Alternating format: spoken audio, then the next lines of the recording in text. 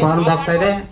ದಯವಿಟ್ಟು ಎಲ್ಲ ಭಕ್ತಾದಿಗಳು ಶಾಂತ ರೀತಿಯಿಂದ ಈ ಜ್ಞಾನ ಕಾರ್ಯಕ್ರಮದಲ್ಲಿ ಭಾಗವಹಿಸಿ ದಾಸನ ಅನುಗ್ರಹಕ್ಕೆ ಪಾತ್ರರಾಗಬೇಕಾಗಿ ವಿನಂತಿ. ಹರೇ ಶ್ರೀನಿವಾಸ.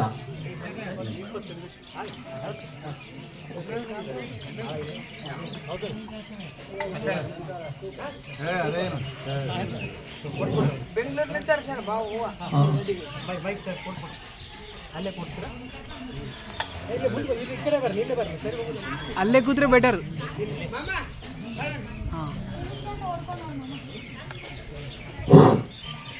ಈಗ ಮಾಧೂರ್ ಪ್ರಧಾನಾಚಾರ್ಯರಿಂದ ಜ್ಞಾನ ಕಾರ್ಯಕ್ರಮ ಪ್ರಾರಂಭ ಆಗ್ತದೆ. ದಯವಿಟ್ಟು ಎಲ್ಲ ಭಕ್ತಾದಿಗಳು ವೇದಿಕೆಗಳಿಗೆ ಬಂದು ಈ ಕಾರ್ಯಕ್ರಮ ಜ್ಞಾನ ಕಾರ್ಯಕ್ರಮದಲ್ಲಿ ಭಾಗವಹಿಸಬೇಕಾಗಿ ವಿನಂತಿ.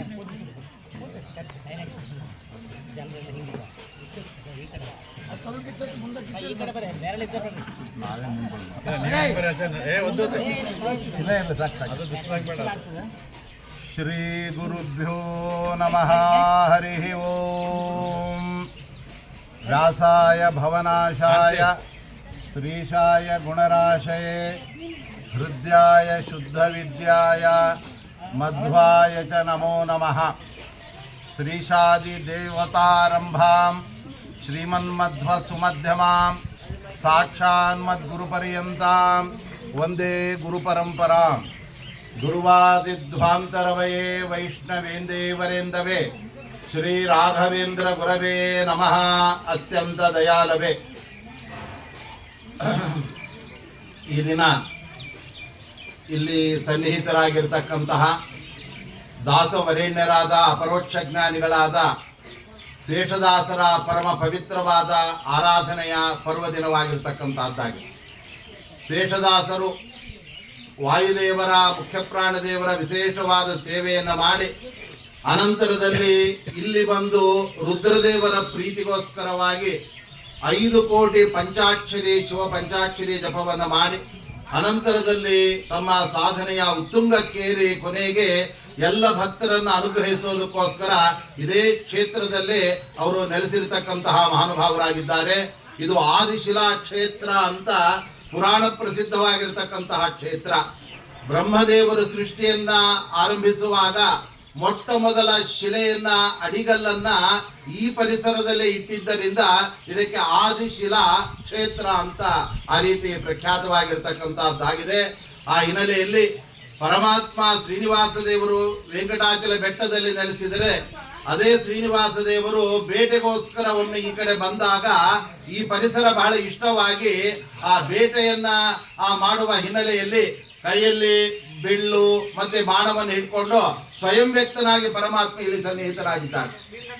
ನಮಗೆ ಸ್ವಯಂ ವ್ಯಕ್ತವಾದ 7 ಕ್ಷೇತ್ರಗಳಲ್ಲಿ ಆದಿಶಿಲಾ ಕ್ಷೇತ್ರದ ಪರಿಕಲ್ಪನೆ ಇಲ್ಲ. ಆದರೆ ಶಾಸ್ತ್ರಗಳೆಲ್ಲ ಹೇಳ್ತಾ ಇದೆ ಇಲ್ಲಿ ಶ್ರೀನಿವಾಸ ದೇವರು ಸ್ವಯಂಭೂವಾಗಿ ವ್ಯಕ್ತನಾಗಿ ಪರಮಾತ್ಮ ನೆಲೆಸಿದ್ದಾನೆ. ಅಂತಹ ಪರಮಾತ್ಮನ ಸೇವೆ ಮಾಡುವುದಕ್ಕೋಸ್ಕರ ಗಿರೀಶನಾದ ರುದ್ರದೇವರೇ ಇಲ್ಲಿಗೆ ಬಂದ್ಬಿಟ್ಟಿದ್ದಾರೆ.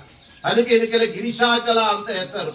ಯಾಕೆಂದ್ರೆ ಆ ಕೈಲಾಸ ಪರ್ವತದ ಒಡೆಯರಾದ ರುದ್ರದೇವರು ಇಲ್ಲಿ ಬಂದು ಶ್ರೀನಿವಾಸ ದೇವರನ್ನ ವಿಶೇಷವಾಗಿ ಆರಾಧನೆ ಮಾಡ್ತಾ ಇದ್ದಾರೆ. ಅವರು ತಿರುಪತಿಯ ಬೆಟ್ಟದಲ್ಲಿ ಹೋಗಬೇಕು ಅಂದ್ರೆ ಅಲ್ಲಿ ಪ್ರಾಣದೇವರೇ ಗಟ್ಟಿಯಾಗಿ ಕೂತ್ಕೊಂಡ್ಬಿಟ್ಟಿದ್ದಾರೆ. ಪ್ರಾಣದೇವರು ಶ್ರೀನಿವಾಸ ದೇವರನ್ನು ಬಿಡ್ತಾ ಇಲ್ಲ, ಬೇಡಿ ಮುಖ್ಯ ಪ್ರಾಣದೇವರು. ಆವಾಗ ರುದ್ರದೇವರು ನೋಡಿದ್ರು ಈ ಜಾಗ ಸರಿಯಾಗಿದೆ, ಇಲ್ಲಿ ಯಾರು ಇರೋದಿಲ್ಲ, ನಾನೇ ನಿರಂತರ ಆ ಶ್ರೀನಿವಾಸನ ಸೇವೆ ಮಾಡ್ತೇನೆ ಅಂತ ಆ ನೆಲೆಸಿದ ಮಹಾನುಭಾವರೇ ನಮ್ಮ ವಿಶೇಷವಾದ ರುದ್ರದೇವರಾಗಿದ್ದಾರೆ. ಅಂತಹ ರುದ್ರದೇವರ ಮತ್ತೆ ಶ್ರೀನಿವಾಸ ದೇವರ ನಿರಂತರ ಕೈಂಕರ್ಯದಲ್ಲಿ ತೊಡಗಿ ಆ ಭಕ್ತರನ್ನು ಉದ್ಧಾರ ಮಾಡ್ತಾ ಶೇಷದಾಸರು ಇಲ್ಲೇ ಎದುರುಗಡೆ ಸನ್ನಿಹಿತರಾಗಿದ್ದಾರೆ. ಇಲ್ಲಿಯೂ ಕೂಡ ಒಳಗಡೆ ಮುಖ್ಯ ಪ್ರಾಣದೇವರು ವಿಜಯದಾಸರು ಶೇಷದಾಸರು ಕೂಡ ಸನ್ನಿಹಿತರಾಗಿದ್ದಾರೆ. ಯಾಕೆಂದ್ರೆ ಅವರ ಬದುಕಿನಲ್ಲಿ ವಿಜಯದಾಸರು ಬಹಳ ದೊಡ್ಡ ಅನುಗ್ರಹ ಮಾಡಿದ ಮಹಾನುಭಾವರಾದ್ದರಿಂದ ಅವರ ಆ ಅನುಗ್ರಹದ ಸಂಕೇತವಾಗಿ ಅವರು ಇಲ್ಲಿ ವಿಜಯದಾಸರನ್ನು ಕೂಡ ಸ್ಥಾಪನೆ ಮಾಡಿದ್ದಾರೆ. ಆದ್ದರಿಂದ ದಾಸಾರ್ಯ ವರಿಯ ಕರುಣಾ ಅಂತ ಹೇಳಿ ವಿಜಯದಾಸರ ಕರುಣೆಯ ಕಡಲಿನಲ್ಲಿ ಮುಳುಗಿ ಎದ್ದು ಬಿಟ್ಟಂತ ಮಹಾನುಭಾವರು ಅಂದ್ರೆ ನಮ್ಮ ಶೇಷದಾಸರಾಗಿದ್ದಾರೆ. ಆದ್ದರಿಂದ ಅವರ ಚರಿತ್ರೆಯನ್ನೆಲ್ಲ ನಾವು ಬಹಳ ಚೆನ್ನಾಗಿ ಅವರ ಅಷ್ಟಕದಲ್ಲಿ ನಾವು ಕಾಣ್ತಾ ಇದ್ದೇವೆ. ವಿಶೇಷವಾಗಿ ದಾಸಾರ್ಯರಾದ ನಮ್ಮ ಶೇಷದಾಸರ ಬಗ್ಗೆ ಸಂಸ್ಕೃತದಲ್ಲಿ ಅಷ್ಟಕ ಗ್ರಂಥ ರಚನೆಯಾಗಿದೆ ಎಂದರೆ ಅದು ಬಹಳ ಅದ್ಭುತವಾದಂತಹ ಆಶ್ಚರ್ಯಕರವಾದಂತಹ ವಿಚಾರ. ಯಾಕೆಂದ್ರೆ ಬೇರೆ ಬೇರೆ ದಾಸರ ಆ ಸ್ತೋತ್ರಗಳೆಲ್ಲ ರಚನೆ ಆಗಿದೆ, ಅದೆಲ್ಲ ಕನ್ನಡದಲ್ಲಿ ರಚನೆ ಆಗಿರ್ತಕ್ಕಂತಹದ್ದಾಗಿದೆ. ನಮ್ಮ ವಿಜಯದಾಸರ ಬಗ್ಗೆ ವಿಜಯ ಕವಚ ಅಂತ ಎಲ್ರಿಗೂ ಕೂಡ ಪ್ರಖ್ಯಾತವಾದದ್ದು ಗೊತ್ತಿದೆ. ಅದು 27 ಪದ್ಯಗಳನ್ನ ಒಳಗೊಂಡ ನಕ್ಷತ್ರ ಮಾಲಿಕ ವಿಜಯದಾಸರ ಆ ಸ್ತೋತ್ರ ರೂಪವಾಗಿ ಅದು ಬಂದಿದೆ. ಅದು ಕನ್ನಡದಲ್ಲೇ ರಚನೆ ಆಗಿರ್ತಕ್ಕಂಥ. ಆದರೆ ಶೇಷದಾಸರ ಬಗ್ಗೆ ಮಾತ್ರ ಬಹಳ ವಿನೂತನವಾದ ರೀತಿಯಲ್ಲಿ ಎಲೆಮೇಲಿ ಶ್ರೀನಿವಾಸಾಚಾರ್ಯರು ರಚನೆ ಮಾಡಿದ ಅದ್ಭುತವಾದ ಅಷ್ಟಕ ಅಂತ ಹೇಳಿದರೆ ಅದು ಸಂಸ್ಕೃತದಲ್ಲೇನೆ ರಚನೆಗೊಂಡಿರ್ತಕ್ಕಂತಹದ್ದಾಗಿದೆ.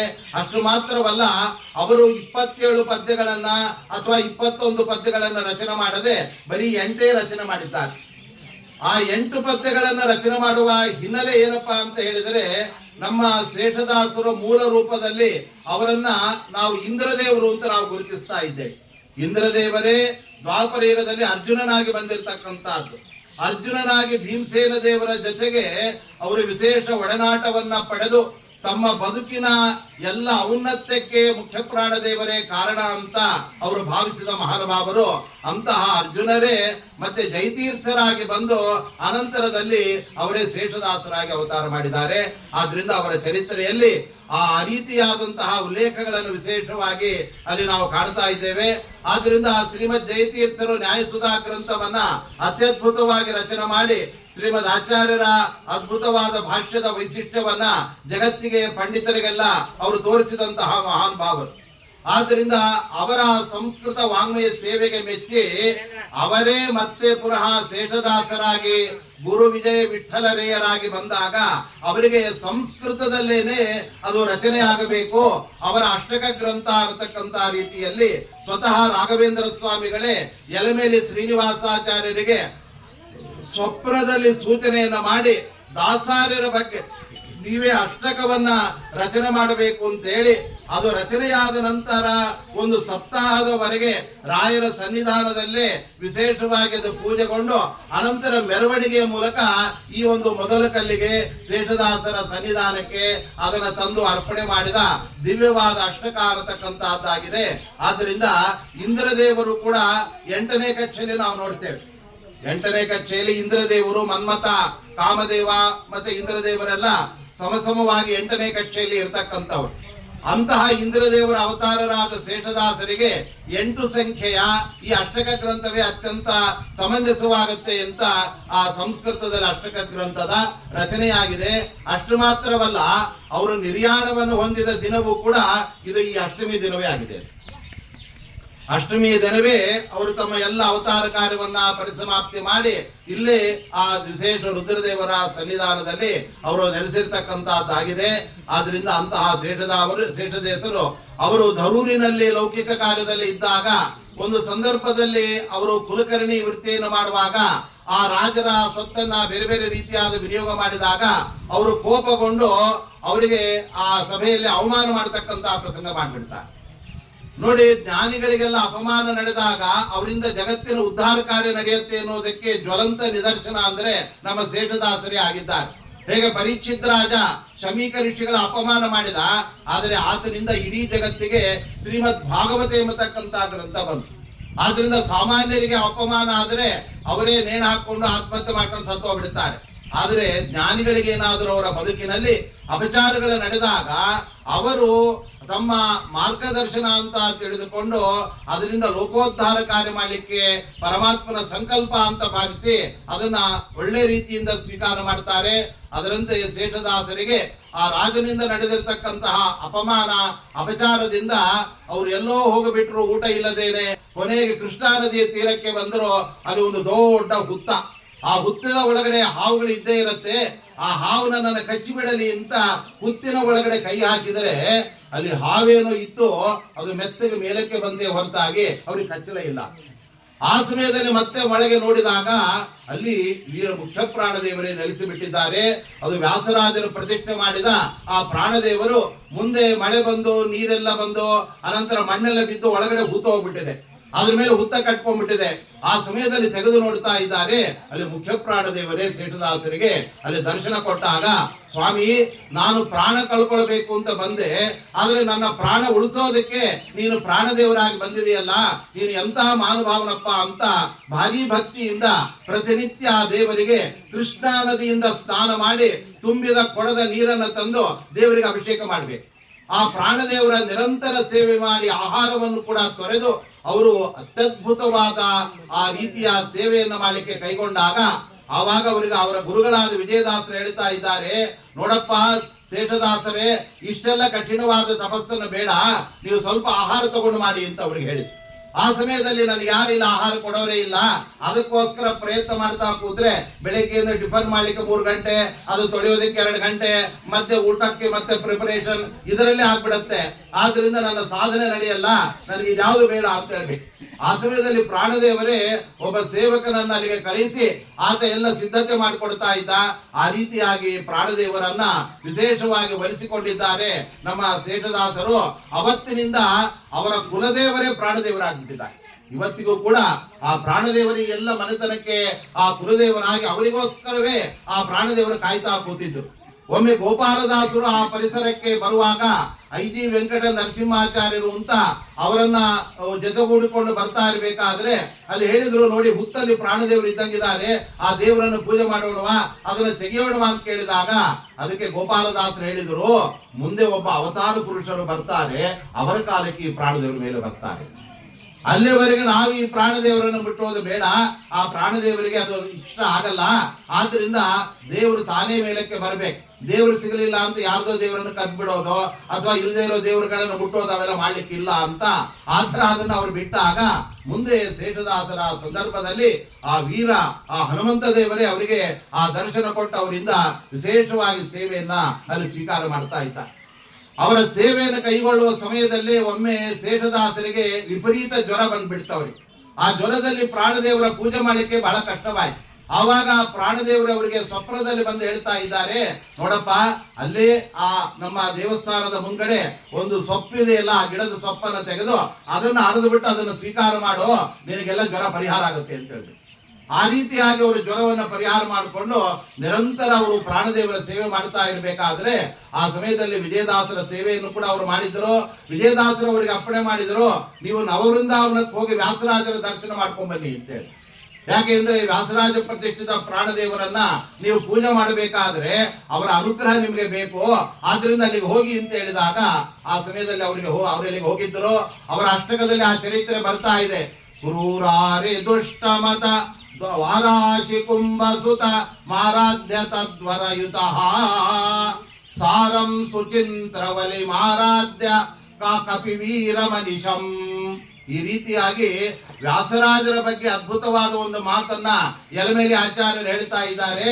ಅವರು ಎಂತವರಪ್ಪ ಅಂದ್ರೆ ಕ್ರೂರಾರಿ ದುಷ್ಟ ಮತ ವಾರಾಶಿ ಕುಂಭ ಸದೃಶಂ ಅಂತ ಹೇಳ್ತಾ ಇದ್ದಾರೆ.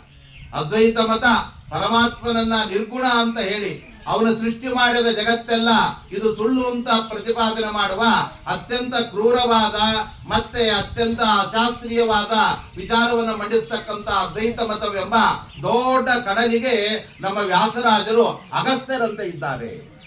ಅಗಸ್ತ್ಯರಿಗೆ ಸಮುದ್ರ ಎಷ್ಟು ದೊಡ್ಡದಿದ್ರೆ ಎಲ್ಲವನ್ನು ಆಪೋಷಣ ತಗೊಂಡ್ಬಿಟ್ಟಿದ್ದಾರೆ. ಕೇಶವಾಯ ಸ್ವಾಂದರು ಅರ್ಧ ಸಮುದ್ರ ಖಾಲಿ ಆಯ್ತು, ನಾರಾಯಣಾಯ ಸ್ವ ಅನ್ನುವಾಗ ಇನ್ನೂ ಹೊರಟೋಯ್ತು, ಕೊನೆಗೆ ಗೋವಿಂದಾಯನ ಅಂತ ನೀರು ಬಿಡಕ್ಕೆ ಸಮುದ್ರದಲ್ಲಿ ಒಂದು ಹನಿ ನೀರೇ ಇಲ್ಲ.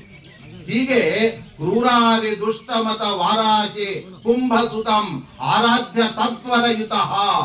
ವ್ಯಾಸರಾಜರ ವಿಶೇಷ ಸೇವೆಯನ್ನು ಮಾಡಿದಾಗ ಶೇಷದಾಸರಿಗೆ ವ್ಯಾಸರಾಜರು ಹೇಳಿದರು, ನಾವು ಪ್ರತಿಷ್ಠೆ ಮಾಡಿದ ಪ್ರಾಣದೇವರು ನಿಮ್ಮ ಪೂಜೆ ತಗೊಳ್ಳೋದಕ್ಕೋಸ್ಕರ ಕಾಯ್ತಾ ಇದ್ದಾರೆ, ನಿಮಗೆ ಅನುಗ್ರಹ ಮಾಡಬೇಕು ಅಂತಿದ್ದಾರೆ, ಅಲ್ಲಿಗೆ ಹೋಗಿ ಅಂತ ಅವರು ಅಪ್ಪಣೆ ಮಾಡಿದ್ದಕ್ಕೆ ಅವರು ನೇರವಾಗಿ ಅವರು ಚಿಂತ್ರವೇಲಿಗೆ ಬರ್ತಾ ಇದ್ದಾರೆ. ಆ ಚಿಂತ್ರವೇಲಿಯಲ್ಲಿರ್ತಕ್ಕಂಥ ಪ್ರಾಣದೇವರು ಅಂದ್ರೆ ಅದು ದ್ವಾಪರ ಯುಗದಲ್ಲಿ ಅರ್ಜುನನಿಗೆ ಒಡನಾಡಿಯಾಗಿದ್ದಂತ ಭೀಮಸೇನ ದೇವರೇ ಆಗಿದ್ದಾರೆ. ಆದ್ರಿಂದ ಅವರ ಆ ದಿವ್ಯವಾದ ಮೀಸೆಯನ್ನು ನಾವು ಕಾಣಬಹುದು.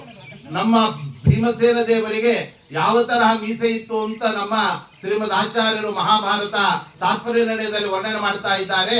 ಸುವ್ಯಕ್ತ ಶ್ಮಶ್ರು ಮಂಡಲ ಅಂತ ಇದ್ದಾರೆ. ಎದ್ದು ಕಾಣುವ ಗಿರಿಜಾ ಮೀಸೆ ಅಂದ್ರೆ ಅದು ಭೀಮಸೇನ ದೇವರು. ಅಂತ ಭೀಮಸೇನ ದೇವರೇ ಚಿಂದ್ರವೇಲೆಯಲ್ಲಿ ಅಲ್ಲೆಲ್ಲ ನೆಲೆಸಿದಾಗ ನಮ್ಮ ಶೇಷದಾಸರು ಅವರನ್ನ ವಿಶೇಷವಾಗಿ ಸ್ತೋತ್ರ ಮಾಡಿ, ನೀವು ನನಗೆ ಅವತ್ತು ಭೀಮನಾಗಿ ಅಣ್ಣನಾಗಿ ಎಷ್ಟೆಲ್ಲ ಮಾರ್ಗದರ್ಶನ ಮಾಡಿದ್ದೀರಾ, ಇವತ್ತು ನನಗೆ ಯಾಕೆ ಮಾರ್ಗದರ್ಶನ ಮಾಡ್ತಾ ಇಲ್ಲ ಅಂತ ಅವರ ಹತ್ರ ವಿಶೇಷವಾಗಿ ಪ್ರಾರ್ಥನೆ ಮಾಡಿದ್ದಾರೆ. ಆ ಸಮಯದಲ್ಲಿ ಅವರಿಗೆ ಅವರಲ್ಲಿದ್ದು ತನ್ನ ಸನ್ನಿಧಾನವನ್ನ ಜಗತ್ತಿಗೆ ತೋರಿಸ್ಬೇಕು ಅಂತ ಆ ಪ್ರಾಣದೇವರು ಅವರಿಗೆ ಒಲಿದು ಬಿಟ್ರು. ಆವಾಗ ಬಂದ ಜನಗಳಿಗೆಲ್ಲ ನೀವು ಅನುಗ್ರಹ ಮಾಡಿ, ಅದರಿಂದ ಅವರಿಗೆ ಒಳ್ಳೆಯದಾಗತ್ತೆ ಅಂತ ಹೇಳಿದಾಗ ಅನೇಕರು ಅಲ್ಲೆಲ್ಲ ಬಂದು ಶೇಷದಾಸರ ಬಳಿ, ನಮ್ಮ ಮನೆಯಲ್ಲಿ ಪಿಚಾಚಿ ಕಾಟ ಇದೆ, ನಮಗೆ ಇನ್ನೇನು ದೆವ್ವದ ಕಾಟ ಇದೆ, ಅದನ್ನ ಬಿಡಿಸ್ಬೇಕು ಅಂತ ಹೇಳಿದಾಗ ಆ ಸಮಯದಲ್ಲಿ ಶೇಷದಾಸರು ಹೇಳ್ತಾ ಇದ್ರು, ಇಲ್ಲೇ ಕೃಷ್ಣಾ ನದಿಯ ನೀರು ತಗೊಂಡು ಬನ್ನಿ ಅಂತ ಆಯ್ತು. ಒಂದು ತಂಬಿಗೆಯಲ್ಲಿ ಅವರು ನೀರನ್ನು ತಂದ್ರೆ ದಾಸರು ಅದನ್ನು ನೋಡಿಬಿಟ್ರೆ ಸಾಕು, ಆ ನೀರು ಕೊತ ಕೊತ ಕೊತ ಕೊತನ ಕುದ್ದು ಬಿಡ್ತಾ ಇತ್ತು. ಆ ನೀರಿನಿಂದ ಅವರು ಪ್ರೋಕ್ಷಣೆ ಮಾಡಿದರೆ ದೂರಾತ್ ಪಿಶಾಚ ಪರಿವಾರ ಪ್ರಯಾತಿ ಖಲು ಘೋರೋಪಿ ತದ್ವರಯುತಃ. ಆ ಸಮಯದಲ್ಲಿ ಪಿಶಾಚಿಗಳ ಬಾಧೆಯನ್ನೇ ಅವರ ಮನೆಗೆ ದೂರ ಮಾಡಿ, ಅವರ ಅನಿಷ್ಟಗಳನ್ನೆಲ್ಲ ಪರಿಹಾರ ಮಾಡಿ ಅವರಿಗೆ ಇಷ್ಟಾರ್ಥ ನೀಡಿದ ಮಹಾನುಭಾವರು ಅಂದ್ರೆ ನಮ್ಮ ದಾಸವರೇಣ್ಯರಾಗಿದ್ದಾರೆ. ಹೀಗೆ ನಿರಂತರ ಅನೇಕ ವರ್ಷಗಳ ಕಾಲ ಆ ಪ್ರಾಣದೇವರ ಸೇವೆಯನ್ನು ಮಾಡಿದಾಗ ಅನಂತರ ಮುಖ್ಯ ಪ್ರಾಣದೇವರು ಅವರಿಗೆ ಹೇಳಿದರು, ನೋಡಿಪ್ಪ, ನೀವು ಇನ್ನೊಂದು ಬಾಕಿ ಉಳಿದಿದ್ದು ಮಾಡಬೇಕಾದದ್ದು ಅದು ಯಾವುದು ಅಂದ್ರೆ ಈ ಗಿರಿಶಾಚಲ ಕ್ಷೇತ್ರಕ್ಕೆ ಹೋಗಿ ಅಲ್ಲಿ ರುದ್ರದೇವರ ಸನ್ನಿಧಾನದಲ್ಲಿ ನೀವು ನಿರಂತರವಾಗಿ 5 ಕೋಟಿ ಪಂಚಾಕ್ಷರಿ ಜಪವನ್ನ ಮಾಡಿ ಅಂತ ಅವರಿಗೆ ಅಪ್ಪಣೆ ಮಾಡಿ. ಯಾಕೆಂದ್ರೆ ಅವರು ಅರ್ಜುನಾಂಶ ಸಂಭೂತರಾಗಿದ್ದಾರೆ. ಅರ್ಜುನನಿಗೆ ಸ್ವರೂಪದಲ್ಲಿ ಉತ್ತಮರಾಗಿ ಅವರಿಗೆ ಗುರುಸ್ಥಾನದಲ್ಲಿ ಇರೋದು ಯಾರು ಅಂದ್ರೆ ಅದು ಸಾಕ್ಷಾತ್ ಅಲ್ಲಿ ರುದ್ರದೇವರೇ ಆಗಿದ್ದಾರೆ. ಅಂತ ರುದ್ರದೇವರು ಆ ಶ್ರೀನಿವಾಸನನ್ನ ಪೂಜೆ ಮಾಡಬೇಕು ಅಂತ ಇಲ್ಲಿ ಬಂದು ನೆಲೆಸಿರೋಣದರಿಂದಾಗಿ ನೀವು ಅಲ್ಲಿ ಹೋಗಿ ಆ ರುದ್ರದೇವರ ಸನ್ನಿಧಾನದಲ್ಲಿ ವಿಶೇಷವಾಗಿ ಆ ಪಂಚಾಕ್ಷರಿ ಕೋಟಿಗಳನ್ನು ಮಾಡಿ ಅಂತ ಹೇಳಿದಾಗ ಆ ಸಮಯದಲ್ಲಿ ಬರ್ತಾರೆ. ಆ ಶೇಷದಾಸರು ಬಂದು ಇಲ್ಲೇ ಕಲ್ಲಿನ ಮೇಲೆ ಬೆಟ್ಟದ ಮೇಲೆ ಕುಳಿತುಕೊಂಡು ಬೆಳಗ್ಗೆಯಿಂದ ಸಂಜೆವರೆಗೆ ಶಿವ ಪಂಚಾಕ್ಷರಿ ಜಪವನ್ನ ಮಾಡಿ, ಅಷ್ಟೇ ಅಲ್ಲ ರುದ್ರದೇವರ ವಿಶೇಷ ಸಂತೋಷಣೆಯನ್ನ ಅವರು ಮಾಡ್ತಾ ಇದ್ದಾಗ ಆ ಸಮಯದಲ್ಲಿ ಅವರಿಗೆ ವಿವಾಹವೂ ಕೂಡ ಆಗಿತ್ತು. ಆದರೆ ಅವರು ಆ ಸತಿಪತಿಯರು ಒಂದಾಗ್ತಾ ಇದ್ದಿಲ್ಲ. ಆ ಸಮಯದಲ್ಲಿ ಅವರ ಆ ಹೆಣ್ಣು ಕೊಟ್ಟ ಕಡೆಯವರೆಲ್ಲ ಬಂದು ಕೇಳಿದರು, ನಾವೇನೋ ನಿಮಗೆ ಮದುವೆ ಮಾಡಿದ್ವಿ, ನೀವು ನೋಡಿದ್ರೆ ಬೆಟ್ಟದ ಮೇಲೆ ಕೊಡೋದೇನೋ, ಅಲ್ಲಿ ಜಪ ಮಾಡ್ತಾ ಕೊಡೋದೇನೋ, ನಮ್ಮ ಮಗಳಿಗೆ ಸಂತಾನ ಆಗೋದು ಹೇಗೆ ಅಂತೆಲ್ಲ ಕೇಳಿದಾಗ ಅವರು ಶ್ರೇಷ್ಠ ರೂಪದಿಂದ ದರ್ಶನ ಕೊಟ್ಟು ನಾವೆಲ್ಲ ಮಾಡೇ ಮಾಡ್ತೇವೆ, ನೀವೆಲ್ಲ ಚಿಂತೆ ಮಾಡಬೇಡಿ ಅಂತ ಅವರಿಗೆ ಅನುಗ್ರಹವನ್ನು ಮಾಡ್ತಾ ಇದ್ದಾರೆ. ಈ ರೀತಿಯಾಗಿ ದಾಸರಾಯರು ಆ ಮಹಿಮೆಗಳನ್ನು ತೋರ್ತಾ ಆ ವಿಶೇಷವಾದ ಕಾರ್ಯವನ್ನ ಅವರು ನಡೆಸ್ತಾ ಇದ್ದಾರೆ. ಆ ಸಮಯದಲ್ಲಿ ಇಲ್ಲಿ ಛತ್ರವನ್ನ ನಿರ್ಮಾಣ ಮಾಡ್ತಾರೆ. ಬಂದ ಭಕ್ತರುಗಳಿಗೆಲ್ಲ ಅವರಿಗೆ ವಸತಿ ವ್ಯವಸ್ಥೆ, ಊಟದ ವ್ಯವಸ್ಥೆ ಬೇಕಾದಷ್ಟು ಎಲ್ಲವನ್ನ ಅವರಿಗೆ ಕೊಡ್ತಾ ಇದ್ರು.